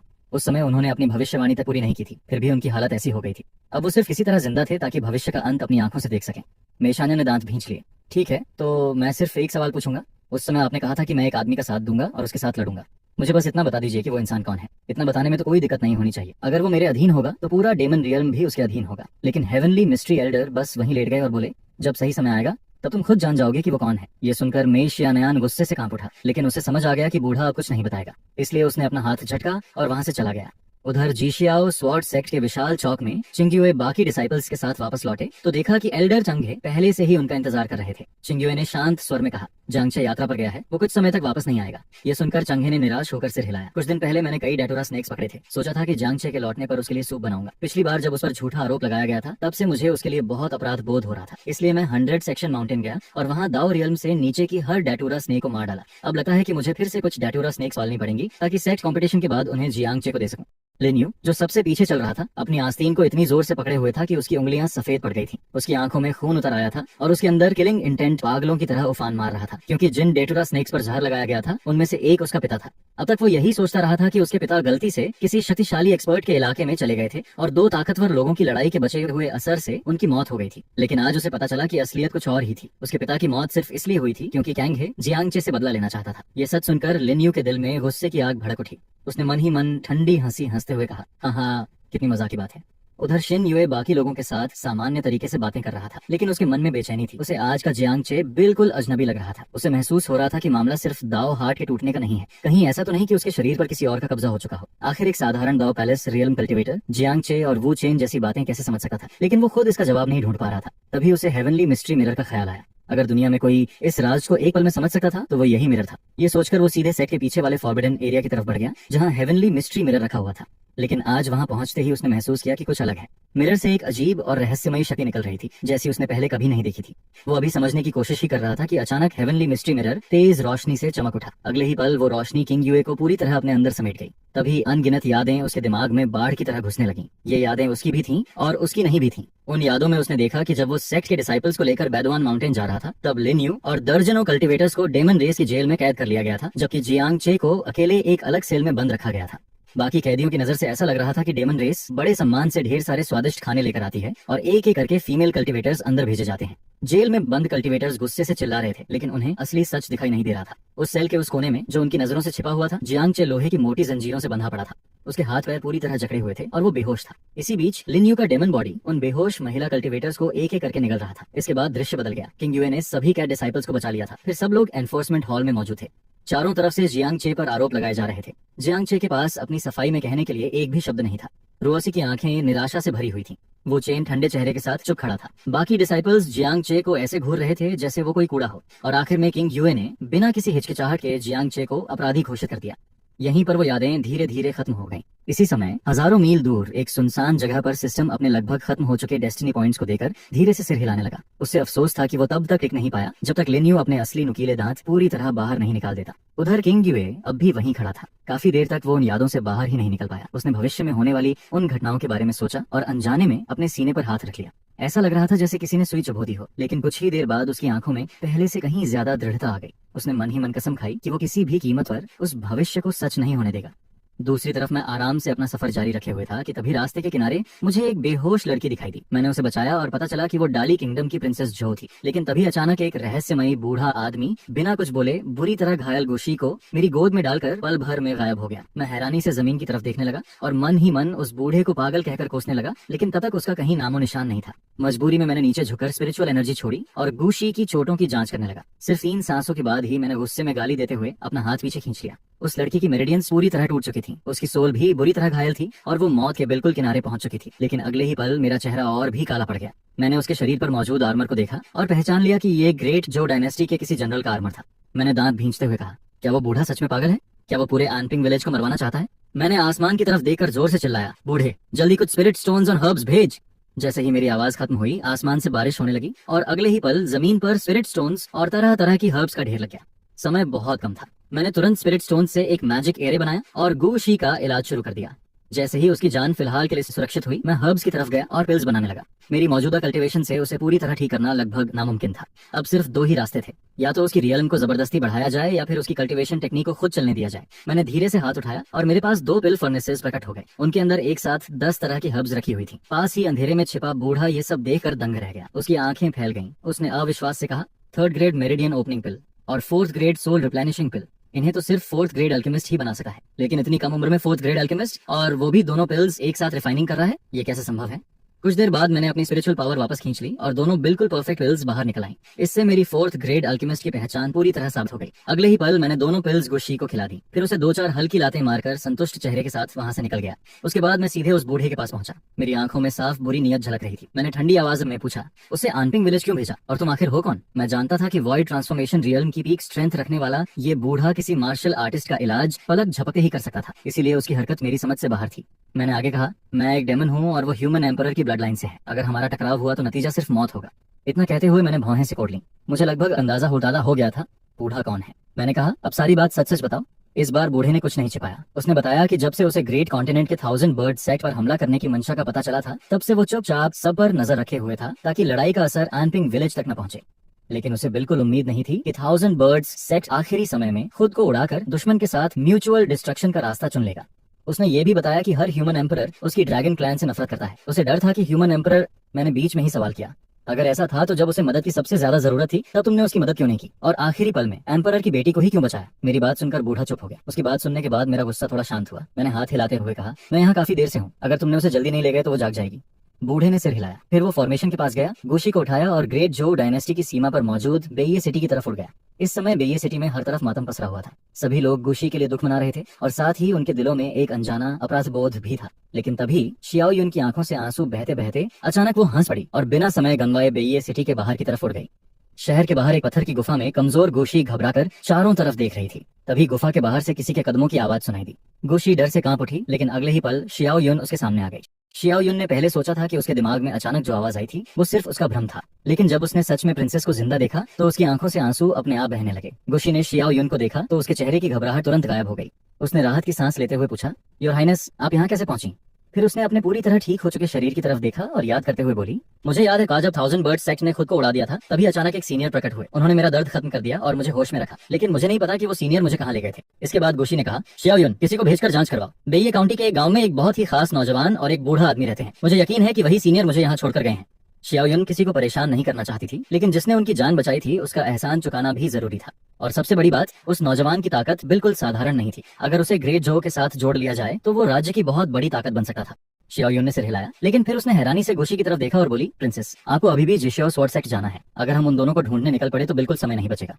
गोशी कुछ पल के लिए चुप रह गई, फिर उसने हल्की मुस्कान के साथ सिर हिलाया और बोली, अगर हम अपने जीवन रक्षक उपकारियों को ढूंढ पाए तो जिशियाओ स्वॉर्ड सेक्ट न जाना भी मंजूर है। हमारी उनसे मुलाकात किसी न किसी दिन फिर जरूर होगी। इसके बाद दोनों महिलाएं बेइये सिटी के एक मोड़ पर पहुंची। तभी अचानक एक भिखारी ने उनका रास्ता रोक लिया। उसने हाथ जोड़कर कहा, युवती, मुझे तुम्हारा भाग्य देखने दो। अगर मेरी बात सच निकली तो बदले में सिर्फ एक वक्त का खाना दे देना। उसकी दयनीय हालत देखकर गुशी ने बिना कुछ सोचे उसे चांदी का एक एल दे दिया। बूढ़ा भिखारी, जिसका नाम त्यांजी था, अपनी फटी हुई पोशाक में से 3 तांबे के सिक्के निकालकर बोला, प्रिंसेस, इन्हें उछालिए। जैसे ही उसने गुशी को प्रिंसेस कहकर पुकारा, उसका चेहरा तुरंत सख्त हो गया। क्या ये बूढ़ा भिखारी सच में कोई छिपा हुआ महान मास्टर था? उधर शियाओ युन भी ये सब देखकर पूरी तरह हैरान रह गई। पूरे बेइये सिटी में सिटी लॉर्ड्स मेंशन के अलावा किसी को भी राजकुमारी की असली पहचान के बारे में पता नहीं था। गुशी भी थोड़े शक के साथ उन 3 तांबे के सिक्कों को जमीन पर फेंक देती है। तभी बूढ़ा आदमी अपने पहले से किए हुए हिसाब का नतीजा बताता है, राजकुमारी, तुम्हारे पास ह्यूमन एम्परर बनने की किस्मत है। जब से उसने ये अंदाजा लगाया था कि सिर्फ जियांगचे ही नहीं बल्कि और भी लोग भविष्य से वापस लौट सकते हैं, तभी से वो इस भविष्य में बदलाव आने का इंतजार कर रहा था। लेकिन कई महीने बीत गए और सब कुछ पहले जैसा ही चलता रहा। अगर ऐसे ही चलता रहता तो मरने से पहले वो कभी भी वो नजारा नहीं देख पाता जिसे देखने की उसे सबसे ज्यादा इच्छा थी। अब जब गुशी के शरीर पर उसे एक अजीब और खास ऑरा महसूस हुई तो उसने सोचा कि क्यों ना आग में थोड़ा और घी डाला जाए। ये सुनते ही शियाओ युन गुस्से से चिल्ला उठी, बदतमीज, गंदे भिखारी, क्या मरना चाहता है? अगर किसी प्रिंस ने ये बात सुन ली तो आपकी हाइनेस की जान खतरे में पड़ जाएगी। गोशी ने हेवनली मिस्ट्री एल्डर की तरफ देखा और शांत आवाज में बोली, बाबा, मुझे नहीं पता कि आपने मेरी पहचान कैसे जान ली, लेकिन एम्परर के मैंडेट जैसी बात इतनी आसानी से नहीं कही जा सकी। लेकिन हेवनली मिस्ट्री एल्डर को शियाओ युन की धमकी से जरा भी डर नहीं लगा, क्योंकि जिस एम्परर की वो बात कर रहा था वो कोई साधारण सम्राट नहीं था और न ही गोशी के पिता जैसा एक स्यूडो एम्परर, बल्कि पूरी मानव जाति पर राज करने वाला असली ह्यूमन एम्परर था। बूढ़े की बातों ने गोशी के दिल में हलचल मचा दी। आखिर ग्रेट जो डायनेस्टी पर कल्टिवेटर्स आसानी से हुकूमत क्यों नहीं कर पाते थे, और पर्पल क्लाउड स्वॉर्ड सेक्ट जैसे बड़े सेक्ट भी उसके पिता का सम्मान क्यों करते थे? सिर्फ इसलिए क्योंकि उसके पिता मौजूदा ह्यूमन एम्परर थे। लेकिन अब यही बूढ़ा भिखारी कह रहा था कि उसके पिता नकली एम्परर हैं और असली ह्यूमन एम्परर तो वही खुद है। आखिर ऐसा कैसे हो सका था? गुशी उससे और सवाल पूछना चाहती थी, लेकिन तभी उसने देखा कि बूढ़ा आदमी बिना कोई निशान छोड़े गायब हो चुका था। जमीन पर सिर्फ कुछ शब्द लिखे रह गए थे, इस तांबे के सिक्के को अपने पास रखना और आज रात एक अच्छा सपना देखना। मिस, क्या तुम सच में सच में इस बूढ़े भिखारी की बातों पर यकीन करती हो? तो फिर आज रात का सपना देख लेना। गुशी सिटी लॉर्ड्स मेंशन की तरफ लौटे हुए शांत स्वर में बोली, अगर आज रात का सपना सच में इतना आकर्षक हुआ तो अपने भाइयों से सिंहासन के लिए मुकाबला करना भी नामुमकिन नहीं होगा। अपने कमरे में पहुंचकर गुशी सीधे सोना चाहती थी, लेकिन अभी दिन का उजाला था। बूढ़े की बातें उसके दिमाग में बार बार घूम रही थी और अंधेरा भी नहीं हुआ था, इसलिए लाख कोशिश करने के बाद भी उसे नींद नहीं आई। आखिरकार उसने रॉयल फैमिली की सबसे महत्वपूर्ण cultivation technique supreme gold scripture का अभ्यास शुरू कर दिया। एक 9th रैंक मार्शल आर्टिस्ट की ताकत मुश्किल से middle stage spirit red form cultivator के बराबर होती थी, लेकिन सुप्रीम गोल्ड स्क्रिप्चर का अभ्यास करने वाला इंसान सिर्फ लंबी उम्र ही नहीं पाता था, बल्कि उसकी ताकत ट्रांसेंडिंग कैलामिटी एक्सपर्ट तक को टक्कर दे सकती थी। और ये भी इसकी असली सीमा नहीं थी, लेकिन इतनी ताकत की कीमत भी बहुत बड़ी थी। इतिहास में न जाने कितने प्रिंसेस इसी कल्टीवेशन टेक्निक की वजह से अपनी जान गंवा चुके थे, मगर आज कल्टीवेशन करते समय गुशी को अपने शरीर में कुछ अलग महसूस हुआ। उसकी बेहद आक्रामक ट्रू एनर्जी अचानक से बहुत ही कोमल और शांत हो गई। उसे महसूस हुआ कि उसकी डायनेटियन के अंदर ट्रू एनर्जी लगातार कंप्रेस हो रही है और इससे उसे पहले कभी ना महसूस हुआ ऐसा सुकून मिलने लगा। वो पूरी तरह कल्टीवेशन में डूब चुकी थी, इसलिए उसे बिल्कुल पता नहीं चला कि उसकी जेब में रखे तीनों तांबे के सिक्के हल्की सफेद रोशनी छोड़ रहे थे और वो रोशनी धीरे धीरे उसके शरीर में समा रही थी। जैसे ही वो सफेद रोशनी पूरी तरह गायब हुई, गुशी की कल्टीवेशन में भी एक अजीब बदलाव आ गया। उसकी डायनेटियन के अंदर मौजूद ट्रू ची अचानक बेकाबू होकर उफान मारने लगी। मैं मरने वाली हूँ। बेहोश होने से पहले उसके मन में बस यही आखिरी ख्याल आया। इसी समय ग्रेट जो डायनेस्टी के इंपीरियल पैलेस में गु लॉन्गचेंग प्राइम मिनिस्टर छिन शियाओ की तरफ देखकर बोले, तुम्हारे हिसाब से 1000 बर्ड सेट के नष्ट होने के बाद बेइये सिटी कितने रिसोर्सेज अपने पास रखेगा? छिन शियाओ ने थोड़ा सोचकर जवाब दिया, मेरे हिसाब से कम 10%। गु लॉन्गचेंग हल्का सा मुस्कुराया और बोला, बेइये सिटी का सिटी लॉर्ड एक बेहतरीन कमांडर है। सच कहूँ तो मैं चाहता हूँ कि वो इससे भी ज्यादा रिसोर्सेज ले जाए। अफसोस, अगर वो रिसोर्सेज मेरे पास भी रहे तो आखिर में नेशनल ट्रेजरी में धूल ही खाते रहेंगे। ग्रेट जो का नेशनल ट्रेजरी 3 हिस्सों में बंटा हुआ था। पहली परत में साधारण स्पिरिट स्टोन्स, पैसा और अनाज रखा जाता था, लेकिन दूसरी परत से शुरू होकर असली कल्टीवेशन रिसोर्सेज रखे जाते थे। उन परतों में सामान रखना तो आसान था, लेकिन उन्हें खोलकर बाहर निकालना बेहद मुश्किल था और उसके लिए बहुत बड़ी कीमत चुकानी पड़ती थी। छिनशियाओ ने हैरानी से पूछा, योर मैजेस्टी, क्या आप अभी तक दूसरी परत नहीं खोल पाए? ऐसा कैसे हो सका है? गुलोंगचेंग ने कड़वी मुस्कान के साथ कहा, इंपीरियल जेड सील अधूरा है, उसके बिना मैं उसे कैसे खोलूं? तुम्हें पता होना चाहिए कि नेशनल ट्रेजरी के अंदर मार्शल आर्ट्स इमॉर्टैलिटी का सबसे बड़ा राज छिपा हुआ है। 10,000 साल पहले मार्शल आर्ट्स इमॉर्टल पाथ से बिल्कुल भी कमजोर नहीं थी, बल्कि एक समय ऐसा भी था जब मार्शल आर्ट्स ने इमॉर्टल्स को भी दबा दिया था। ये सुनकर छिनशियाओ गहरी सोच में पड़ गया। उसे भी पता था कि सुप्रीम गोल्ड स्क्रिप्चर का अभ्यास करने वाले रॉयल फैमिली के सदस्य ही इंपीरियल जेड सील के गायब टुकड़े का पता लगा सके थे, लेकिन हजारों सालों में अनगिनत प्रिंसेस इस कल्टीवेशन टेक्निक की वजह से मर चुके थे। उसने गंभीर स्वर में पूछा, योर मैजेस्टी, क्या सुप्रीम गोल्ड स्क्रिप्चर सच में काम करती है? गुलोंगचेंग सिर्फ मुस्कुरा दिया और कोई जवाब नहीं दिया। तभी अचानक इंपीरियल जेड सील हल्की रोशनी से चमक उठा। इसका सिर्फ एक ही मतलब हो सकता था, रॉयल फैमिली का कोई सदस्य सुप्रीम गोल्ड स्क्रिप्चर का अभ्यास करते हुए इंपीरियल जेड सील के खोए हुए टुकड़े के संपर्क में आ चुका था। दोनों ने एक दूसरे की तरफ देखा। अगले ही पल गुलोंगचेंग ने तुरंत इंपीरियल डिक्री जारी कर दिया कि 7 दिनों के अंदर सभी प्रिंसेस वापस राजधानी लौट आएं, जिसमें 6th प्रिंसेस भी शामिल होगी। उसने शियर को सुप्रीम गोल्ड स्क्रिप्चर सिर्फ इसलिए सीखने दी थी ताकि वो ग्रेट जो की किस्मत का आशीर्वाद पाकर पूरी जिंदगी सुरक्षित रह सके। लेकिन अगर शियर सच में इंपीरियल जेड सील का खोया हुआ टुकड़ा ढूंढ चुकी थी, तो उसे मानव जाति की पहली फीमेल एम्पर बनने देने में भी उसे कोई आपत्ति नहीं थी। तभी छिनशियाओ ने घबराकर पूछा, योर मैजेस्टी, क्या आपको रॉयल एंसेस्टर की वो आज्ञा याद है? लेकिन गुलोंगचेंग ने बिल्कुल परवाह नहीं की और बोला, सिंहासन किसी को देना ही तो है, मैं सत्ता का भूखा इंसान नहीं हूँ। ग्रेट जो का एंसेस्टर रूल साफ कहता है कि जिस दिन रॉयल फैमिली का कोई सदस्य इंपीरियल जेड सील का खोया हुआ टुकड़ा ढूंढ लेगा, उस दिन मौजूदा एम्परर बिना किसी शर्त के अपना सिंहासन छोड़ देगा। उसी समय बेइये सिटी में बेहोश पड़ी गुशी एक अजीब सपना देख रही थी। सपने में उसने देखा कि लिन यू वानहुआ पैवेलियन में अपना अद्भुत टैलेंट दिखा रहा है और वो अकेडमी में सिर्फ 7 कदम चलते हुए एक महान कविता लिख देता है। उसने 4 सेंटेंसेस ऑफ हेंगचू लिखी और सभी कंफ्यूशन सेजेस उसकी प्रतिभा से प्रभावित होकर उसे स्वीकार कर लेते हैं। सपने में गुशी 7 किंगडम्स की मैरिज अलायंस से भी बच निकलती है और दुनिया घूमने का फैसला करती है। लेकिन लिन यू की मदद से वो धीरे धीरे एक एक कदम बढ़ाते हुए आखिरकार सिंहासन तक पहुंच जाती है। हेवनली मिस्ट्री एल्डर के मार्गदर्शन में उसे इंपीरियल जेड सील का खोया हुआ टुकड़ा मिल जाता है। वो मार्शल आर्ट्स के गोल्डन एज को फिर से वापस ले आती है और ग्रेट जो को हमेशा के लिए एक इटर्नल होली डायनेस्टी में बदल देती है। लेकिन ग्रेट जो की बढ़ती ताकत देकर डेमन रेस डर जाती है। अनगिनत डेमन्स मानव भूमि पर हमला कर देते हैं। गुशी सभी ह्यूमन कल्टिवेटर्स का नेतृत्व करते हुए डेमन्स के खिलाफ एक भयानक युद्ध लड़ती है। उसी दौरान इवल कल्टिवेटर्स भी दुनिया में तबाही मचाना शुरू कर देते हैं। जियांगचे उनकी अगुवाई करते हुए एक एक शहर का नरसंहार करता जाता है और पूरी दुनिया को डर में डुबो देता है। आखिरकार गुशी इमॉर्टल सेक्ट्स की मदद लेकर जियांगचे को दबा देती है और उसे डेमन रेस की तरफ भागने पर मजबूर कर देती है। उसे लगा कि अब जियांगचे की कहानी खत्म हो चुकी है, लेकिन कुछ ही समय बाद जियांगचे फिर लौट आया और इस बार उसके साथ 10 लाख डेमन्स की विशाल सेना थी। गुशी ने अपनी आंखों से जियांगचे के किए हुए अनगिनत अत्याचार देखे। आखिर में उसने एक ऐसा दृश्य देखा जहां एक ह्यूमन, एक डेमन और एक मॉन्स्टर पूरी दुनिया के सबसे ऊपर खड़े थे। मॉन्स्टर ने मुस्कुराते हुए पूछा, सब जीवों को अपनी उंगलियों पर नचाकर कैसा लग रहा है? ह्यूमन और डेमन ने एक दूसरे की तरफ देखा और फिर साथ साथ खड़े हो गए। दिव्य ऑरा से घिरा ह्यूमन कल्टिवेटर हल्का सा हंसा और बोला, अगर तुम मर जाओगे तो इमॉर्टैलिटी तक पहुंचने से मुझे कोई नहीं रोक पाएगा। डेमन ने ठंडी हंसी के साथ जवाब दिया, तुम्हारे पास मुझे मारने की ताकत ही नहीं है। अगले ही पल तीनों की विनाशकारी शक्तियां आपस में टकराईं और पूरा संसार उस टक्कर में समा गया।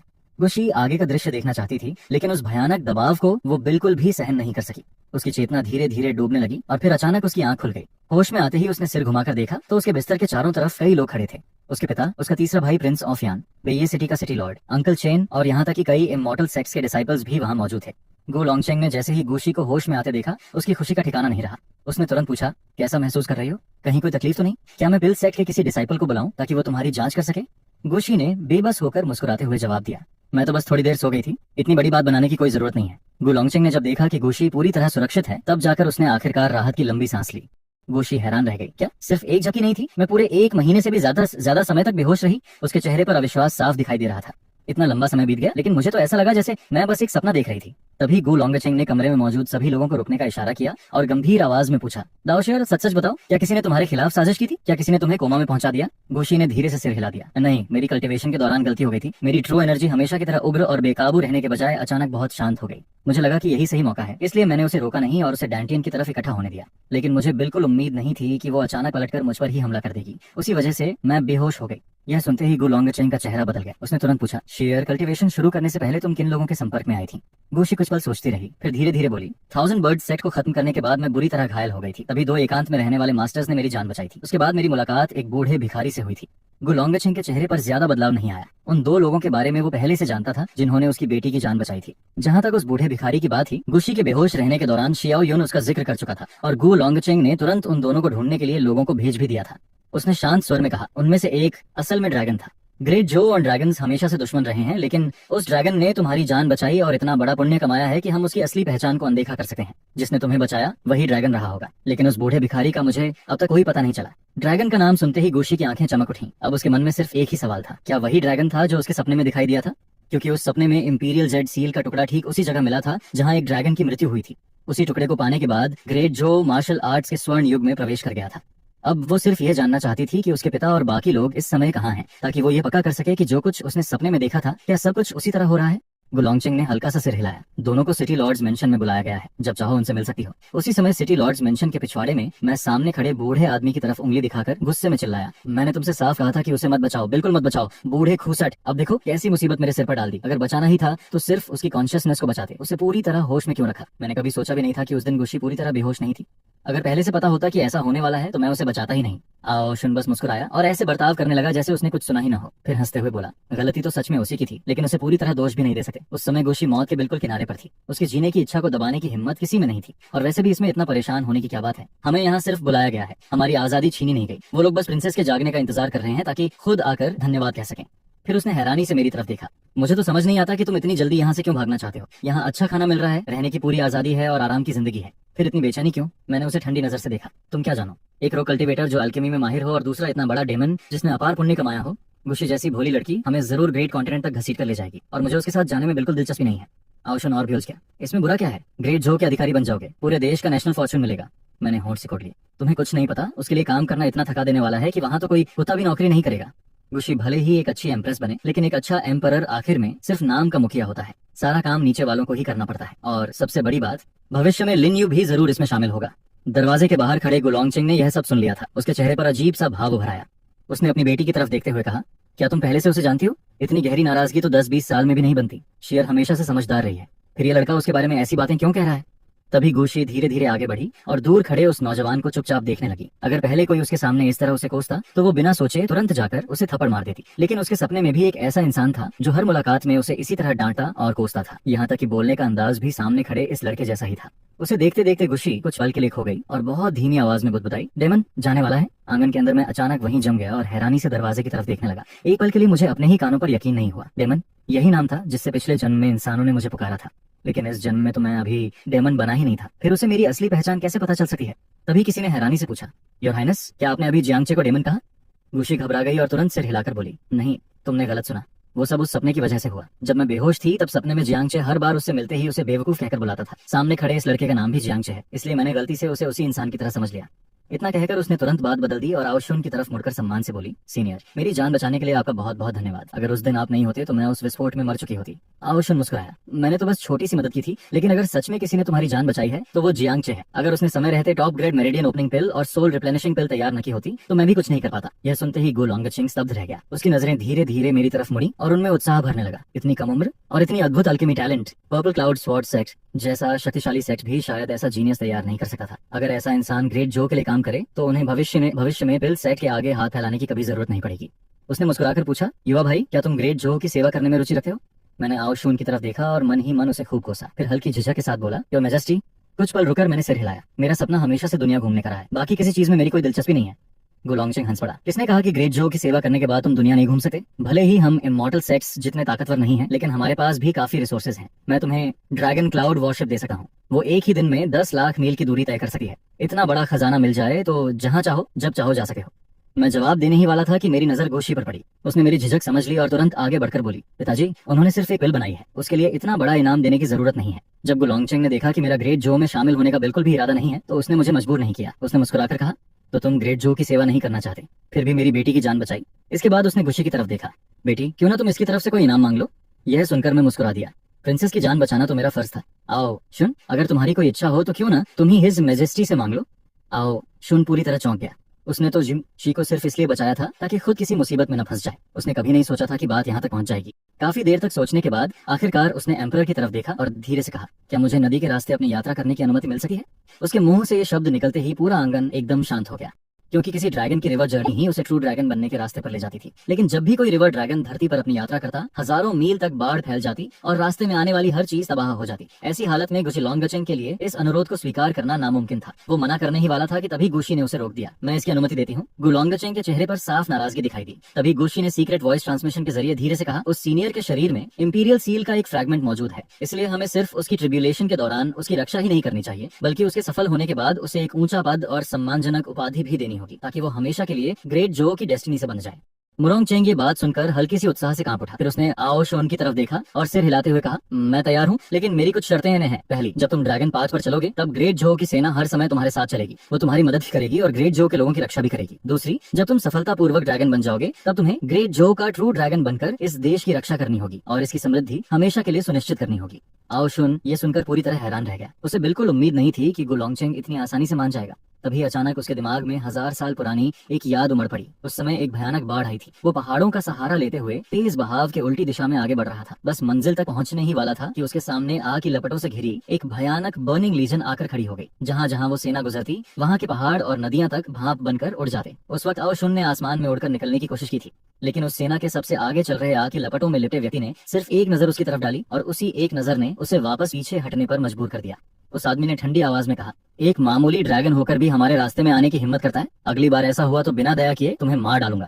उस समय आओ शुन पहले ही वॉइड ट्रांसफॉर्मेशन रियल्म की पीक पर पहुंच चुका था, लेकिन फिर भी उसे साफ महसूस हुआ कि अगर उसने पीछे हटने में जरा भी देर की तो वो खुद भी उस पहाड़ी बाढ़ की तरह भाप बनकर गायब हो जाएगा। सिर्फ उस एक नजर ने उसकी सोल को गंभीर चोट पहुंचा दी थी और उसी वजह से वो आनपिंग विलेज में आकर एकांत जीवन बिताने लगा था। अपनी यादों से बाहर निकलते हुए आओशुन ने उत्साहित होकर सिर हिला दिया। आखिर अब पूरे ग्रेट जो की ताकत उसकी ड्रैगन ट्रांसफॉर्मेशन में मदद करने वाली थी। अगर वो ग्रेट जो का ट्रू ड्रैगन बनकर इस राष्ट्र की रक्षा करेगा और पूरे देश की आस्था और ऑफरिंग्स प्राप्त करेगा, तो जैसे जैसे ग्रेट जो मजबूत होता जाएगा उसके लिए इमॉर्टल बनना भी कोई मुश्किल बात नहीं रहेगी। मामला तय होने के बाद गोशी मेरे पास आया और हम दोनों आंगन के बाहर टहलने निकल गए। हम दोनों एक दूसरे के साथ चलते रहे। गोशी ने मेरी तरफ देखकर हल्की मुस्कान के साथ भौं उठाई और बोला, ब्रदर जियांग, तुम्हारी मौजूदा कल्टीवेशन के हिसाब से तुम्हारी उम्र ज्यादा से ज्यादा 300 साल होगी, लेकिन सिर्फ 20 साल के अंदर ग्रेट जो पूरे संसार की सबसे बड़ी ताकत बन जाएगा। क्या तुम मेरे साथ मिलकर ह्यूमैनिटी का स्वर्ण युग देखना चाहोगे? मैंने बेबस होकर उसकी तरफ देखा और कहा, प्रिंसेस, लोगों को ऐसे बेवकूफ मत बनाया करो। 20 साल में सारे राज्यों को ये करना नामुमकिन है। मैं अब तुम्हारे साथ ये खेल नहीं खेलूंगा। अलविदा। जैसे ही मैं जाने के लिए मुड़ा, गुशी हंस पड़ा। उसने कहा, दुनिया के सारे मॉडल्स ह्यूमन एम्परर के अधिकार क्षेत्र में आते हैं। तुम कल्टिवेटर जरूर हो, लेकिन जब तक तुम लाइफ एंड डेथ स्टेज तक नहीं पहुंचे हो, मैं तुम्हें कहीं भी ढूंढ सका हूँ। अब भी जाना चाहते हो? मेरे कदम वहीं रुक गए। मैंने धीरे धीरे पलटकर गोशी की तरफ देखा, क्योंकि उसकी बात बिल्कुल सच थी। अपने चरम पर ह्यूमन एम्परर पूरे ग्रेट जो के अंदर मौजूद किसी भी व्यक्ति को ढूंढ सका था। लाइफ एंड डेथ स्टेज वाले तो छोड़ो, जो लोग इमॉर्टल भी नहीं बने थे और खुद को पूरी तरह छिपा लेते थे, उन्हें भी ढूंढ निकाला जाता था। मेरी आखिरी उम्मीद भी टूट गई। मैंने उसे बेबसी से देखा और कहा, तुम्हें पता था कि मैं तुम्हें बचाने नहीं आने वाला, फिर भी मेरे साथ ऐसा कर रहे हो? ये तो एहसान का बदला दुश्मनी से देने जैसा हुआ। गोशी हल्का सा मुस्कुराया और बोला, ग्रेट जो तुम्हारा स्वागत करता है। मैंने तुरंत हाथ उठाकर कहा, बस मैं ग्रेट जो में शामिल होने के लिए तैयार हूँ, लेकिन इंपीरियल पैलेस में रहने नहीं आऊंगा। अगर किसी पिल की जरूरत पड़े तो मुझे बुला लेना। इतना कहकर मैं वहां से चला गया। दूसरी तरफ गुशी सीधे गुलॉन्गचेंग के पास पहुंचा और बोला, फादर जियांगचे ने ग्रेट जो में शामिल होने की बात मान ली है, लेकिन मैंने उससे थोड़ी धमकी भरे अंदाज में बात की थी। मुझे डर है कि वो भाग सकता है, इसीलिए बेहतर होगा कि आज रात ही उसे वापस पैलेस ले आया जाए। गुलॉन्गचेंग ये सुनकर दंग रह गया। उसने तुरंत कहा, शेर, तुम्हारा दिमाग खराब हो गया है क्या? हर अल्केमिस्ट एक पॉइजन मास्टर भी होता है। तुमने उसे धमकी दी? अगर उसने जहर देने की ठान ली तो हमारे पास मरने के अनगिनत तरीके होंगे। गोशी ने शांत होकर सिर हिलाया। मुझे नहीं लगता वो बुरा इंसान है, और वैसे भी मैं आसानी से पहचान सकती हूँ कि किसी चीज में जहर है या नहीं। अपनी बेटी की जिद देकर गुलॉन्गचेंग बेबस हो गया, लेकिन आखिरकार उसने आओशुन को ये काम सौंप दिया। आदेश मिलने के बाद आओशुन पहले काफी देर तक हिचकिचाता रहा, लेकिन आखिर उसने दांत भींचे और चुपचाप रात के अंधेरे में मेरे कमरे में घुस गया। उसने धीरे से कहा, माफ करना यंग फ्रेंड जियांग, लेकिन हिज मैजेस्टी ने मुझ पर बहुत बड़ा भरोसा किया है। इतना कहकर उसने मुझे बेहोश कर दिया और उसी रात मुझे राजधानी पहुंचा दिया। अगले दिन ग्रेट जो पैलेस के अंदर मैं गुस्से में अपने सिर के पीछे निकले बड़े से घूमड़ को सहला रहा था। मैंने आओशुन की तरफ घूरते हुए कहा, आओशुन, उम्र में इतना फर्क होने के बावजूद मैंने हमेशा तुम्हें अपना अच्छा दोस्त माना और तुमने मुझे बेहोश करके उठा लिया। आओशुन ने शर्मिंदगी से नजरें दूसरी तरफ फेर ली और बोला, इसमें मेरी क्या गलती? ये तो एम्परर का आदेश था, मैं कैसे मना करता? उसका बहाना सुनने का भी मेरा मन नहीं था। मैंने उसे सीधा बाहर निकाल दिया। अब सारी बातें साफ हो चुकी थीं। गुशी को अपने पिछले जन्म की यादें वापस मिल चुकी थीं। उसने सैकड़ों साल तक मेरा अध्ययन किया था और जरूर मेरे बारे में कोई बड़ा राज जान चुका था, वरना वो इतनी जल्दी मुझे राजधानी वापस लाने की कोशिश कभी नहीं करता। पैलेस की एक के बाद एक ऊंची दीवारों को देखते हुए मैं चुप खड़ा रहा। आखिर सिर्फ ताकत ही सब कुछ थी। बिना कल्टीवेशन के इंसान सच में कुछ भी नहीं कर सका। देखते ही देखते 1 साल गुजर गया। इस दौरान ऐसा लगने लगा जैसे ग्रेट जो मुझे पूरी तरह भूल चुका हो। कभी कभी गुशी मेरे पास आता, दुनिया के हालात पर चर्चा करता और मुझसे कुछ फेल्स बनवाने की गुजारिश करता। सच कहूँ तो मुझे ऐसी जिंदगी काफी पसंद आने लगी थी। मैं हर दिन तरह तरह के स्वादिष्ट खाने बनाता, सादा लेकिन संतुष्ट जिंदगी जी रहा था। उसी दिन दरवाजा खुला और मुस्कुराते हुए गुशी अंदर आया। यंग मास्टर जियांग, आज खाने में क्या बनने वाला है? मैंने उसकी तरफ देखा और बेबस होकर कहा, तुम एक प्रिंसेस हो, लेकिन तुम्हें मुफ्त का खाना खाने की ऐसी आदत लग गई है कि पिछले 1 साल से हर 10-15 दिन में यहाँ पहुंच जाती हो। गुशी ने अपनी लंबी स्कर्ट झाड़ते हुए खुशामदी मुस्कान के साथ कहा, क्या करूं? तुम्हारा बनाया हुआ खाना इतना स्वादिष्ट होता है। सबसे बड़ी बात, ये सिर्फ स्वादिष्ट नहीं बल्कि कल्टीवेशन को भी स्टेबल करता है। मैंने आंखें घुमाई लेकिन फिर भी उठकर किचन की तरफ चला गया। गुशी मुस्कुराते हुए आंगन में खड़ा रहा और बोला, जियांगचे, अकेले अकेले खाना बनाना मुश्किल होता होगा, मैं भी मदद कर देता हूँ। मैंने काले चेहरे के साथ उसकी तरफ देखा और कुछ नहीं कहा, क्योंकि मुझे अच्छी तरह पता था कि ये मददगार कम और चोर ज्यादा है। किचन के अंदर मैं आराम से एक एक करके सारे व्यंजन बनाने लगा। बाहर गुशी चिड़िया की तरह लगातार बातें किए जा रहा था, लेकिन जैसे ही उसे एहसास होता कि उसने कोई ऐसी बात कह दी है जिससे मुझे गुस्सा आ सकता है, वो तुरंत एक आज्ञाकारी बच्चे की तरह चुप हो जाता। लगभग 1 घंटे बाद सबने पेट भरकर खाना खाया। गुशी ने खुशी से अपना पेट थपथपाया और बोला, जियांगचे, तुम्हारा खाना तो इंपीरियल शेफ से भी ज्यादा स्वादिष्ट है। हाँ, वैसे आज मैं सिर्फ खाने के लिए नहीं आया हूँ, मुझे तुमसे एक जरूरी बात भी करनी है। मुझे लगा फिर से पिल्स की बात होगी, इसलिए मैंने सीधे पूछा, इस बार कौन सी पिल्स चाहिए? गुशी ने सिर हिलाया। इस बार बात पिल्स की नहीं है। उसका चेहरा अचानक गंभीर हो गया। वो थोड़ा पास आकर धीमी आवाज में बोला, शाओजियान सेक्ट में कुछ बड़ा हुआ है। बैदवान माउंटेन पर लिन्यू पकड़ा गया है और ऐसा लगता है कि उसका डेमन रेस से संबंध है। क्या तुम मेरे साथ चलकर देखना चाहोगे? उसी समय बायुन पी के अंदर रो सिवेई की आंखों से लगातार आंसू बह रहे थे। वो मास्टर छिंग्युए के सामने घुटनों के बल बैठकर रोते हुए बोली, मास्टर, क्या इसमें कोई गलतफहमी नहीं हो सकी? जूनियर ब्रदर ऐसा नहीं कर सका, कृपया उसे एनफोर्समेंट हॉल मत भेजिए। जब आपने पहले सीनियर ब्रदर को एनफोर्समेंट हॉल भेजा था, तब वो हम सबसे पूरी तरह निराश हो गए थे। छिंग्युए ने सख्त आवाज में कहा, बस ऐसा नहीं है कि मैं उसे जानबूझकर एनफोर्समेंट हॉल भेजना चाहता हूँ, लेकिन उसने सच में हद पार कर दी है। इस ट्रायल के दौरान बारिश वाली टीम को छोड़कर मैंने बाकी हर टीम का रास्ता बदल दिया था। फिर आखिर पुराने रास्तों पर फ्लोटिंग आइस कैसे फैल गई? ये सुनते ही रो सिवेई स्तब्ध रह गई। उसे यकीन नहीं हो रहा था कि उसका जूनियर ब्रदर सच में डेमन रेस के साथ मिल सका है, लेकिन फिर भी उसने दांत भींचकर मास्टर छिंग्युए की तरफ देखा और गिड़गिड़ाते हुए बोली, प्लीज, जूनियर ब्रदर से गलती हो गई होगी, वो बस एक पल के लिए भटक गया होगा, उसे एनफोर्समेंट हॉल मत भेजिए। छिंग्युए ने उसकी आंखों में आंसू देखे तो उसे अचानक जियांगचे की वो जिद्दी और दर्द से भरी शक्ल याद आ गई, जब उस पर झूठा आरोप लगाकर उसे भी एनफोर्समेंट हॉल भेजा गया था। उसने गहरी आवाज में पूछा, क्यों? जब मैं शियाओचे को एनफोर्समेंट हॉल ले गया था, तब तुमने उसके लिए एक बार भी गुहार क्यों नहीं लगाई? लिन्यू तो यहाँ सिर्फ कुछ साल पहले आया है, आखिर उसने तुम सबको कौन सी जादुई दवा पिला दी? रो सिवेई ने सिर उठाया और उदास मुस्कान के साथ बोली, जब भी मैं मुसीबत में पड़ती थी, सीनियर ब्रदर मुझे बिगाड़ते भी थे और मेरी हर समस्या हल भी कर देते थे। कल्टीवेशन में कोई दिक्कत आती तो वही मुझे सिखाते थे। धीरे धीरे मैं उनसे प्यार करने लगी, लेकिन मैंने कितने ही इशारे किए, उन्होंने मुझे हमेशा सिर्फ अपनी छोटी बहन, अपने परिवार का हिस्सा समझा। उनके दिल में मेरे लिए कभी वैसी भावना नहीं थी। लेकिन जूनियर ब्रदर अलग है, उसने दुनिया देखी है, जिंदगी की गर्मी और ठंड दोनों झेली है, और आज वो मेरे साथ सबसे अच्छा व्यवहार करता है। ऐसे में मैं उसके लिए गुहार कैसे न लगाऊं? छिंग्युए पूरी तरह खामोश हो गया। उसने कभी सोचा भी नहीं था कि सिवेई कभी शियाओचे से प्यार करती थी, लेकिन आज वही लड़की उस लिन्यू के लिए रो रही थी जिसने शियाओचे की जिंदगी बर्बाद कर दी थी। आखिरकार छिंग्युए ने ठंडी आवाज में कहा, दफा हो जाओ, लिन्यू को मैं पहले ही एनफोर्समेंट हॉल भेज चुका हूँ। कुछ ही देर बाद एनफोर्समेंट हॉल के अंदर छिंग्युए ने लिन्यू की तरफ गंभीर नजरों से देखा और धीरे से पूछा, अब भी कुछ कहना या समझाना बाकी है? लिन्यू कड़वी मुस्कान के साथ बोला, जब पूरा खेल ही मुझे फंसाने के लिए रचा गया है, तो अब सफाई देने का क्या फायदा? जिक्सिया और स्वॉर्ड सेक्ट में उसका सबसे बड़ा सहारा चिंग्यू थी, लेकिन अब वही उसके खिलाफ जाल बिछा चुकी थी। ऐसे में चाहे वह कितनी भी सफाई दे देता, कोई उसकी बात मानने वाला नहीं था। चिंग्यू ने ठंडी आवाज में कहा, हमारे मास्टर डिसाइपल रिश्ते का सम्मान करते हुए मैं तुम्हें 2 रास्ते देती हूँ। लिन्यू, या तो खुद अपनी जान ले लो या फिर मेरे साथ डेमन केव चलो। लिन्यू ने शांत निगाहों से चिंग्युए की तरफ देखा और बोला, मास्टर, मैं इतने सालों से आपके साथ रहा हूँ, क्या आपके दिल में मेरे लिए जरा भी मास्टर डिसाइपल का स्नेह नहीं बचा? वह बस जीने का एक मौका चाहता था। उसे उम्मीद थी कि शायद उसके मास्टर के दिल में अभी भी उसके लिए थोड़ी सी भावना बाकी हो। चिंग्युए कुछ देर तक उसे देखती रही और आखिरकार उसका दिल पिघल गया। उसने धीरे से कहा, भविष्य अभी हुआ नहीं है, शायद उसे सच में बदला जा सकता है। शाओचे, तुम क्या सोचते हो? लेकिन इस वक्त उसके बगल में खड़ा इंसान असली जियांगचे नहीं था। वह सिर्फ एक सब्स्टिट्यूट पपेट था जिसे जियांगचे ने सेक्ट छोड़ने से पहले सिस्टम से एक्सचेंज किया था। पपेट ने शांत स्वर में कहा, दयालु होना अच्छी बात है, लेकिन अपनी दयालुता का फायदा किसी को उठाने देना कभी सही नहीं होता। इतना कहकर पपेट ने अपनी आंखें बंद कर लीं। चिंग्युए के चेहरे पर हल्का सा अंधेरा छा गया, लेकिन फिर भी वह हॉल के सामने खड़े सेक्ट मास्टर फेंग की तरफ मुड़ी और बोली, सेक्ट मास्टर फेंग, शाओयू आखिर मेरा डिसाइपल है, उसकी सजा मैं खुद स्वीकार करती हूँ। यह देकर मैं चुपचाप भीड़ से निकल गया, क्योंकि जब चिंग्युए खुद लिन्यू की सजा अपने ऊपर लेने को तैयार थी, तो इस पूरे मामले को सिर्फ एक गलतफहमी मानकर खत्म करना ही पड़ता। दूसरी तरफ सिस्टम स्पेस के अंदर सिस्टम गुस्से से पागल हो चुका था। ये चिंग्युए सच में बेवकूफ है। अगर अभी लिन्यू को मार देती तो हेवन एंड अर्थ की सैक्रिफाइस वाली उसकी पूरी योजना बुरी तरह पीछे चली जाती। जितना ज्यादा वह सोचता, उतना ही ज्यादा उसका गुस्सा बढ़ता गया। आखिर उसने एक बेहद निर्दयी फैसला लिया। उसने अपने पास छिपा कर रखे पूरे 3 लाख डेस्टिनी पॉइंट्स एक ही बार में खर्च कर दिए, ताकि चिंग्युए की प्रीवियस लाइफ की सारी मेमोरीज जाग जाएं। तब तक एनफोर्समेंट हॉल के सभी डिसाइपल जा चुके थे। वहाँ सिर्फ सेक्ट के बड़े एल्डर्स और लिन्यू बचे थे। चिंग्युए सबकी तरफ देखने के बाद कुछ बोलने ही वाली थी कि अचानक अनगिनत यादें उसके दिमाग में उमड़ पड़ी।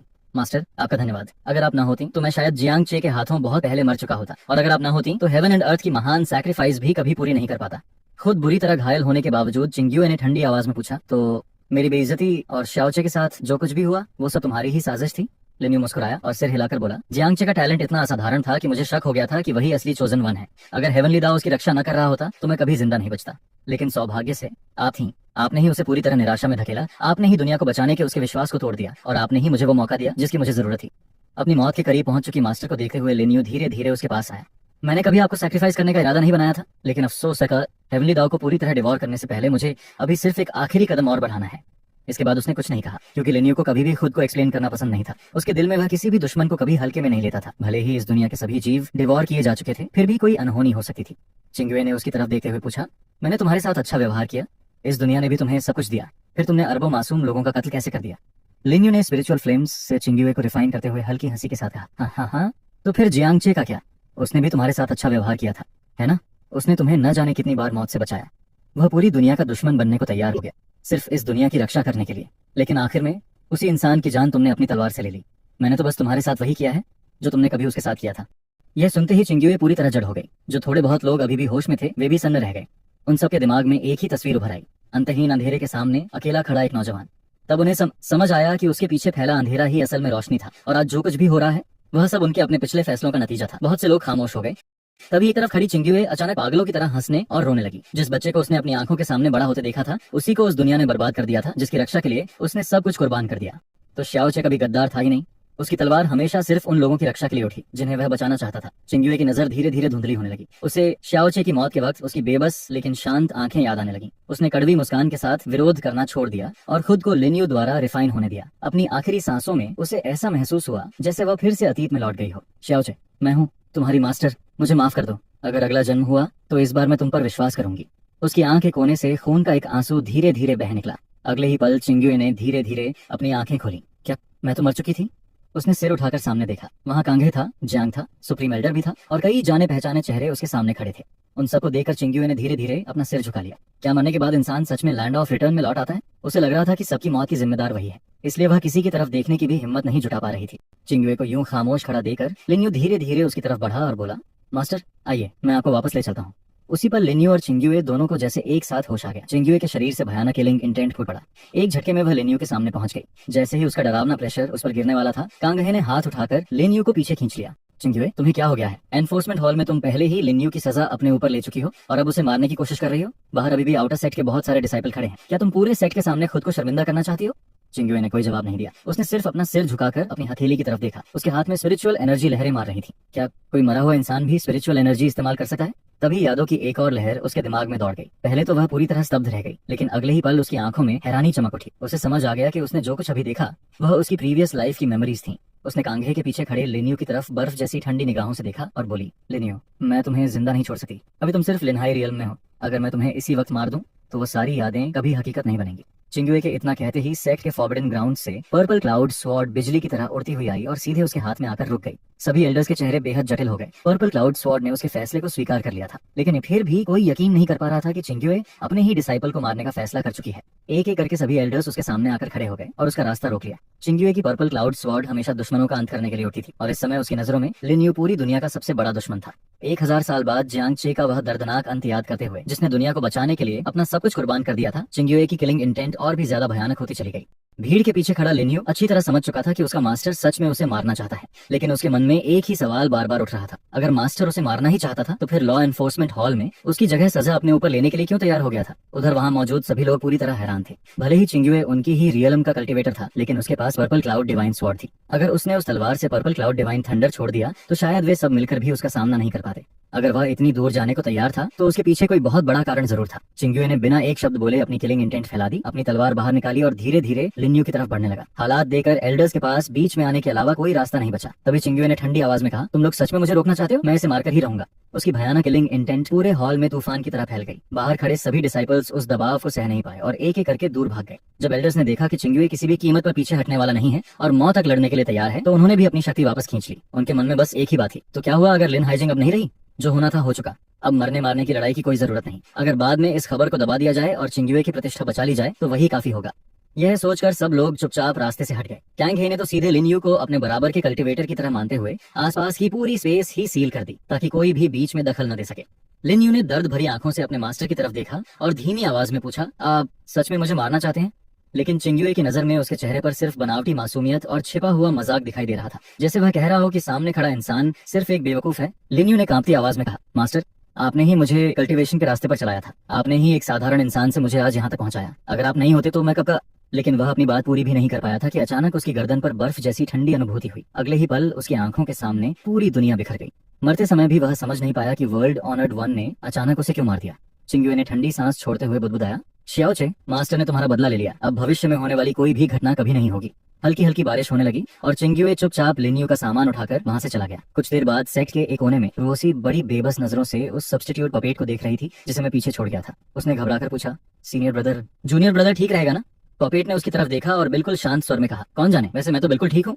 रोसी की आंखें भर आईं। सीनियर ब्रदर, आप ये सब कब तक करते रहेंगे? लेकिन आप जूनियर ब्रदर को मारना क्यों चाहते हैं? पपेट ने उसकी बात का कोई जवाब ही नहीं दिया। उसने बस ठंडी आवाज में कहा, अगर इतनी ही चिंता है तो खुद अंदर जाकर देख लो, या फिर मुझसे सवाल सिर्फ इसलिए कर रही हो ताकि सबको दिखा सको कि तुम दोनों कितने करीब हो। इस समय चिंग्युए लाइफ एंड डेथ रियल्म में होने के बावजूद पूरी तरह बर्सर्क स्टेट में था। ऐसी हालत में तो पपेट क्या, उससे भी ऊपर वाले ट्रांसफॉर्मेशन रियल्म का कल्टिवेटर भी उसके पास पहुंचने की हिम्मत नहीं कर सकता था। तभी सेट का एक डिसाइपल और चुप नहीं रह सका। उसने गुस्से में कहा, जियांग चे तो सिर्फ चिंग्युए इमॉर्टल वेनरेबल की चिंता कर रही है। तुम्हारा ये मतलब क्या है? क्या तुम उसका मजाक उड़ा रहे हो? बस एक छोटी सी गलतफहमी हुई थी और तुमने इतनी देर तक उससे दुश्मनी पाल रखी है। लेकिन वह अपनी बात पूरी भी नहीं कर पाया था कि अगले ही पल किसी ने उसे इतनी जोर से उछाल कर फेंका कि वह दूर जाकर जमीन पर गिर पड़ा। उस जोरदार टक्कर की आवाज सुनकर सबका ध्यान उधर गया। सबने मुड़कर देखा कि हमला किसने किया था, लेकिन अगले ही पल वहां खड़े किसी की भी हिम्मत नहीं हुई कि आने वाले इंसान की तरफ सीधी नजर उठा सके। शिनाइवे बर्फ जैसी ठंडी निगाहों से गोल्डन डिसाइपल को घूरते हुए बोली, तुम ये बात कहने के लायक भी नहीं हो। इतना कहकर उसने नजरें मेरे सब्स्टिट्यूट पपेट की तरफ मोड़ी। अभी कुछ पल पहले तक उसकी आंखों में जो ठंडापन था वह अचानक गायब हो गया। उसकी जगह डर, झिझक और नरमी ने ले ली। वह बिना कुछ सोचे वहीं घुटनों के बल बैठ गई। शियाओचे, मुझे पता है कि तुम इस पपेट के जरिए मेरी मौजूदगी महसूस कर सके हो। देखो, मैं तुम्हारे लिए गिफ्ट लेकर आई हूँ। अब कुछ भी पहले जैसा नहीं होगा। क्या तुम खुश हो? चिंग्युए लगातार बोलती जा रही थी। उसकी आवाज में विनती थी, पछतावा था और माफी की भीख थी। लेकिन पपेट मानो उसकी एक भी बात सुन ही नहीं रहा था। यह सब देखकर रोसी को लगा कि शायद उसे कोई भ्रम हो रहा है। उसने खुद को जोर से थप्पड़ मारा। गाल में दर्द महसूस हुआ, लेकिन सामने का नजारा नहीं बदला। सब कुछ सच था। मास्टर सचमुच सीनियर ब्रदर के सामने घुटनों पर बैठा था। मास्टर ने सचमुच जूनियर ब्रदर को मार दिया था। उसकी आंखों से आंसू टूटे हुए बांध की तरह बहने लगे। चिंग्युए रोते हुए बोला, शियाओचे, मैंने तुम्हारे साथ बहुत गलत किया, लेकिन फिर भी तुमने हमेशा मेरी और पूरी दुनिया की रक्षा की। अब मैं वापस आ गया हूँ। लिन्यू मर चुका है, अभी कुछ भी नहीं हुआ है। क्या हम फिर से पहले की तरह साथ नहीं रह सके? बिल्कुल वैसे जैसे बयून पीक पर तुम्हारे बचपन में रहते थे। इतना कहकर चिंग्युए ने हाथ बढ़ाकर पपेट के गाल को छूना चाहा, लेकिन वह पपेट जिसमें मेरी सारी यादें मौजूद थीं आधा कदम पीछे हट गया। भले ही वह सिर्फ एक पपेट था, लेकिन उस पल ऐसा लग रहा था जैसे उसके भी अपने जज्बात हों। उसने चिंग्युए की तरफ देखकर ठंडी आवाज में कहा, हालांकि मैं सिर्फ एक गुड़िया हूँ, लेकिन तुम्हें देखकर मुझे अब भी घिन आती है। ये शब्द सुनते ही चिंग्युए का चेहरा पल भर में सफेद पड़ गया। वह कांपती आवाज में बोला, तुमने मुझे घिनौना कहा? क्या शियाओचे सच में मेरे बारे में ऐसा सोचता है? अगले ही पल उसने खुद से ही कहा, ऐसा कैसे हो सकता है? शियाओचे मुझे घिनौना कैसे समझ सकता है? मैंने उससे इतने पाप किए, फिर भी उसने मुझे माफ कर दिया था। अब मैंने लिन्यू को मार दिया है। मैं वापस आ गया हूँ। अब मैं कभी कोई गलती नहीं करूंगा। शियाओचे को तो खुश होना चाहिए। पपेट उसके शब्द सुनकर व्यंग्य से मुस्कुराया। जब तुम लिन्यू की बाहों में लेटी हुई थी, उसी पल शियाओचे पूरी तरह टूट चुका था। उसी दिन तुमने उसके लड़ने की इच्छा खत्म कर दी थी। उसी दिन तुमने अपने ही हाथों से उसका गला घोंट दिया था। शिनोए खाली नजरों से उसे देखने लगी। उसकी आवाज कांप रही थी। क्या अब सच में मैंने ही शियाओचे के जीने की आखिरी उम्मीद अपने हाथों से खत्म कर दी थी? इतना कहकर वह एक बार फिर पपेट के सामने घुटनों के बल बैठ गई। कृपया मुझे बता दो कि शियाओचे कहाँ है। मैं अपनी सारी गलतियों का प्रायश्चित करना चाहती हूँ। पपेट ने तिरस्कार से कहा, तुमने जियांगचे को अनगिनत बार चोट पहुंचाई है और अब तुम उसकी भरपाई करने की बात कर रही हो? चिंग्युए घबराकर चिल्लाया, नहीं नहीं शियाओचे, मेरी बात सुनो। लिन्यू ने मुझे धोखा दिया था। मेरा कभी भी तुम्हें चोट पहुंचाने का इरादा नहीं था। बाहर बारिश लगातार होती रही, लेकिन उसकी हालत देखकर भी पपेट के मन में जरा सी भी दया नहीं आई। उसने शांत लेकिन बेहद कड़वी आवाज में कहा, दुनिया का कोई भी इंसान उस पर शक करता तो समझ आता, लेकिन तुम्हें कभी उस पर शक नहीं करना चाहिए था। फिर भी तुमने उसे पूरी दुनिया के खिलाफ अकेला खड़ा कर दिया। चिंग्युए पूरी तरह जड़ हो गया, क्योंकि पपेट की कही हर बात 100% सच थी। अगले ही पल उसने खुद को बार बार थप्पड़ मारना शुरू कर दिया। वह अपने पापों का प्रायश्चित करना चाहती थी और उम्मीद कर रही थी कि शायद इससे शियाओचे उसे माफ कर देगा। तभी जियांग उसे उठाने के लिए आगे बढ़ा, लेकिन जिशियाओ स्वॉर्ड ने उसे 10 कदम दूर ही रोक दिया। तभी वह टॉयस्ट प्रीस्ट उस पपेट की तरफ देखने लगा जो धीरे धीरे गायब होने वाला था। उसने गहरी सांस लेकर कहा, इस दुनिया में कोई भी इंसान परफेक्ट नहीं होता। हर किसी से गलतियां होती हैं। शियाओचे और चिंग्युए इतने सालों तक मास्टर और डिसाइपल रहे हैं। हम सब बैठकर आराम से बात कर सकते हैं। यह सुनकर पपेट हल्का सा मुस्कुराया। अंकल मास्टर, मैं जानता हूं कि आप लॉयल्टी और राइटियसनेस को सबसे ज्यादा महत्व देते हैं, और मैं ये भी जानता हूं कि आपकी नजर में सेट सबसे पहले आता है। लेकिन पहले इनसे पूछिए, अगर इन्हें हिम्मत है कि ये आपको बता दें कि इन्होंने क्या किया था, तो मैं सिर्फ जियांगचे का ठिकाना ही नहीं बताऊंगा, बल्कि चियानशांग की कब्र कहाँ है ये भी बता दूंगा। यह सुनते ही जियांग की आंखें फैल गईं। उसने हैरानी से पूछा, तुम चियानशांग के बारे में भी जानते हो? असल में उसने इतने सालों तक जियांगचे को इसलिए तैयार किया था ताकि वह भविष्य में सेक्ट लीडर बन सके और उसके बाद वह अकेले चियानशांग की तलाश में निकल सके। दूसरी तरफ खड़ी चिंग्युए के पास न तो यह बताने की हिम्मत थी कि वह घुटनों पर क्यों बैठी है और न ही अपने पिछले जन्म की शर्मनाक सच्चाई सबके सामने स्वीकार करने की। उसने अपमान और गुस्से से कांपती हुई नजरों से पपेट को देखा और धीमी आवाज में पूछा, क्या तुम्हें सच में इतना सब करना जरूरी है? पपेट ने उसकी तरफ ऐसे देखा जैसे सामने कोई इंसान नहीं बल्कि कूड़े का एक बेकार टुकड़ा खड़ा हो। हाँ हाँ, तो तुम्हें भी शर्म आती है? अपने पुराने प्रेमी के सामने बस करो, अब और मत बोलो। कठपुतली अपनी बात पूरी भी नहीं कर पाई थी कि चिंग्यू ने बीच में ही उसे रोक दिया। अगले ही पल लाइफ एंड डेथ रियल्म का भयानक प्रेशर फूट पड़ा और आसपास की सारी इमारतें, साथ ही वो कठपुतली भी एक ही झटके में पूरी तरह गायब हो गईं। लेकिन अगले ही पल चिंग्यू के चेहरे पर घबराहट छा गई। अब वो इकलौती कठपुतली भी खत्म हो चुकी थी जो उस गाड़ी का पता लगा सकी थी। अब आखिर वो श्याओ चे को कैसे ढूंढेगी? उधर सिस्टम स्पेस के अंदर हेवनली दाव अवतार लगातार बढ़ते हुए डेस्टिनी पॉइंट्स को देख रहा था, लेकिन उसके चेहरे पर जरा भी खुशी नहीं थी। उल्टा उसकी भौहें सिकुड़ गई थी। उसने कभी नहीं सोचा था कि चिंग्यू सच में लिन्यू को मारने की कोशिश करेगी। आखिर लिन्यू डिवोरिंग पॉइंट्स खर्च करके दोबारा जीवित हो सका था, लेकिन सबसे बड़ी समस्या ये थी कि अब सब कुछ उसकी पिछली जिंदगी के रास्ते से पूरी तरह अलग हो चुका था। अब लिन यू अंधेरे में छिपे एक जहरीले सांप की तरह बन जाएगा, जिसकी अगली चाल का कोई अंदाजा नहीं लगा पाएगा और जो सही मौके का इंतजार करेगा। हेवनली दाव अवतार ने कहा, होस्ट, लिन यू को चिंग्यू ने मार दिया है। अब सिर्फ तुम ही उसे ढूंढ सकते हो। हमें जितनी जल्दी हो सके उसकी नई पहचान पता करनी होगी, वरना हमारा वापस आना बिल्कुल बेकार हो जाएगा। ये सुनकर जियांग चे कुछ पल के लिए रुक गया। उसकी आंखों में हल्की सी व्यंग्य भरी मुस्कान उभर आई। लगता है अब उसके लिए यहाँ से जाना मुमकिन नहीं था। ये खेल पहले से भी ज्यादा दिलचस्प होता जा रहा था। चिंग्यू के पास भविष्य की यादें थीं, जबकि लिन्यू के पास सिस्टम भी था और डेस्टिनी का फेवर भी। ऐसे में इन दोनों की टक्कर निश्चित रूप से बेहद रोमांचक होने वाली थी। लिन्यू चाहे कितना भी बड़ा रणनीतिकार क्यों न हो, इस बार उसका सामना ऐसे लोगों से था जो पहले ही सब कुछ जान चुके थे। इसी बीच एक दूर दराज जगह पर दोबारा जीवित हुआ लिन्यू पर्पल क्लाउड स्वॉर्ड सेट की दिशा में अविश्वास से देख रहा था। क्या वो पागल हो गई है? उसने सच में मुझे मारने की कोशिश की? पहले तो उसके मन में आया कि वो जाकर अपने मास्टर से जवाब मांगे, लेकिन धीरे धीरे उसका गुस्सा हवा में बिखरती स्पिरिचुअल एनर्जी की तरह शांत हो गया। खुद को संभालने के बाद उसने आगे की योजना बनानी शुरू की। पर्पल क्लाउड स्वॉर्ड सेट लौटना बिल्कुल नामुमकिन था। चाहे उसका शरीर बदल चुका हो, फिर भी चिंग्यू उसे पहचान सकी थी। लिन्यू की आंखों में गहरी नफरत चमक उठी। चाहे वो उसकी मास्टर ही क्यों न हो, जिस पल उसने उसे मारने की कोशिश की, उसी पल उनके बीच का मास्टर और डिसाइपल का रिश्ता हमेशा के लिए खत्म हो गया। लेकिन अब वो उससे बदला कैसे लेगा? उसी समय पर्पल क्लाउड स्वॉर्ड सेट में रो सिवेई की आंख खुली। जैसे ही उसे कुछ याद आया, वो घबराकर अपने जूनियर ब्रदर के कमरे की तरफ दौड़ी। लेकिन कमरा पूरी तरह खाली था। उसके दिल में निराशा भर गई। उसने खुद को समझाया कि उसका जूनियर ब्रदर शायद ट्रेनिंग के लिए बाहर गया होगा। हाँ, वो सिर्फ ट्रेनिंग के लिए ही गया है। लेकिन उसकी ये तसल्ली ज्यादा देर नहीं टिक सकी। तभी पास से आती एक आवाज ने उसकी सारी उम्मीद तोड़ दी। चिंग्यू धीरे धीरे आगे बढ़ रही थी और खुद से ऐसे बातें कर रही थी जैसे अपने पाप कबूल कर रही हो। उसके हाथ में उसी इंसान का सिर था जिसे देखने के लिए रो सीवेई बेचैन थी। रो सीवेई पागलों की तरह भागकर आई और लिन यू का सिर अपनी बाहों में कसकर पकड़ लिया। वो जोर जोर से रोते हुए बोली, आपने मेरे जूनियर ब्रदर को क्यों मार दिया? क्यों? उसने आपका क्या बिगाड़ा था? चिंग्यू ने रोती हुई रो सीवेई की तरफ देखा। एक पल के लिए उसकी साफत आंखों में किलिंग इंटेंट चमकी, लेकिन अगले ही पल उसके हाथ में पकड़ी चीज पर नजर पड़ते ही वो गायब हो गई। रो सीवेई धीरे धीरे अपने हाथों में पकड़े सिर को सहलाते हुए बड़बड़ाई, मास्टर पागल हो गई हैं। सीनियर ब्रदर भी गायब हो गए। वो वहीं खड़ी रह गई और बस देखती रही कि उसकी बाहों में रखा सिर धीरे धीरे हवा में विलीन होने लगा। उसकी आंखों से आंसू लगातार बहते रहे, यहाँ तक कि उसके दिल में अपनी मास्टर के लिए बचा हुआ सम्मान भी टूटने लगा। चिंग्यू ने उसकी तरफ दोबारा मुड़कर भी नहीं देखा। वो बस चुपचाप पलटी और धीरे धीरे वहां से चल दी। चलते चलते उसने धीमी आवाज में कहा, श्याओचे, असली गुनहगार को उसकी सजा मिल चुकी है। मेरी नजरों में हमेशा तुम ही इस युग के सबसे महान जीनियस थे। अब आगे तुम मेरे साथ जैसा भी व्यवहार करो, मैं कभी शिकायत नहीं करूंगी। मैं सिर्फ यही चाहती हूँ कि जैसे तुमने पहले मेरी गलतियों को माफ किया था, वैसे ही एक बार फिर मुझे माफ कर दो। चाहे इसके लिए मुझे अपनी पूरी लाइफ स्पैन क्यों न देनी पड़े, चाहे मुझे पूरी जिंदगी तुम्हें ढूंढने में ही क्यों न लगा देनी पड़े, मैं तुम्हें ढूंढ कर रहूंगी और सब कुछ पहले जैसा कर दूंगी। इतना कहकर उसकी परछाई वहां से गायब हो गई। अपनी पूरी जिंदगी में पहली बार चिंग्यू किसी और से मदद मांगने जा रही थी। सेक्ट लीडर, कृपया मेरी मदद कीजिए। पहले तो जियांग हैरान रह गया, लेकिन कुछ ही देर में वो चिंग युए का इरादा समझ गया। वो चाहती थी कि सेक्ट लीडर होने के अधिकार का इस्तेमाल करके हेवनली मिस्ट्री रियलम की शक्ति से जियांग चे का पता लगाया जाए। जियांग ने सिर हिलाया और बोला, ठीक है, मेरे साथ चलो। कुछ देर बाद चिंग्यू हेवनली मिस्ट्री मिरर के सामने खड़ी थी। उसने धीरे धीरे अपना हाथ उठाया और क्रिम्सन क्लाउड स्वॉर्ड को बुलाया। जैसे ही उसकी नजर उस तलवार पर पड़ी, अनगिनत यादें उसके दिमाग में उमड़ पड़ी। मास्टर, मैं इस तलवार से आपकी रक्षा करूंगा। व्हाइट क्लाउड पीक पर मौजूद हर इंसान की रक्षा करूंगा। अगले ही पल दृश्य बदल गया। काले कपड़ों में एक युवा लड़का पूरे शरीर पर घाव लिए खड़ा था। उसकी लाइफ फोर्स लगभग खत्म हो चुकी थी और उसके सामने दुश्मनों की कतार के सबसे आगे उसकी अपनी मास्टर खड़ी थी। होश में लौटते ही चिंग्यू कुछ देर तक अपने हाथ में पकड़ी क्रिम्सन क्लाउड स्वॉर्ड को ऐसे देखती रही जैसे वो कोई पवित्र खजाना हो। फिर उसने अपनी विशाल लाइफ फोर्स उस तलवार में डालनी शुरू कर दी। देखते ही देखते उसका चेहरा पूरी तरह सफेद पड़ गया। उसके बगल में खड़ा जियांग ये सब देखकर दंग रह गया। एक शक्तिशाली life and death realm cultivator सिर्फ एक दाव पैलेस रियलम कल्टिवेटर का पता लगाने के लिए अपनी 500 साल की लाइफ स्पैन कुर्बान कर रही थी और हेवनली मिस्ट्री मिरर का इस्तेमाल कर रही थी। लेकिन शुक्र था कि हेवनली मिस्ट्री मिरर ने उसे निराश नहीं किया।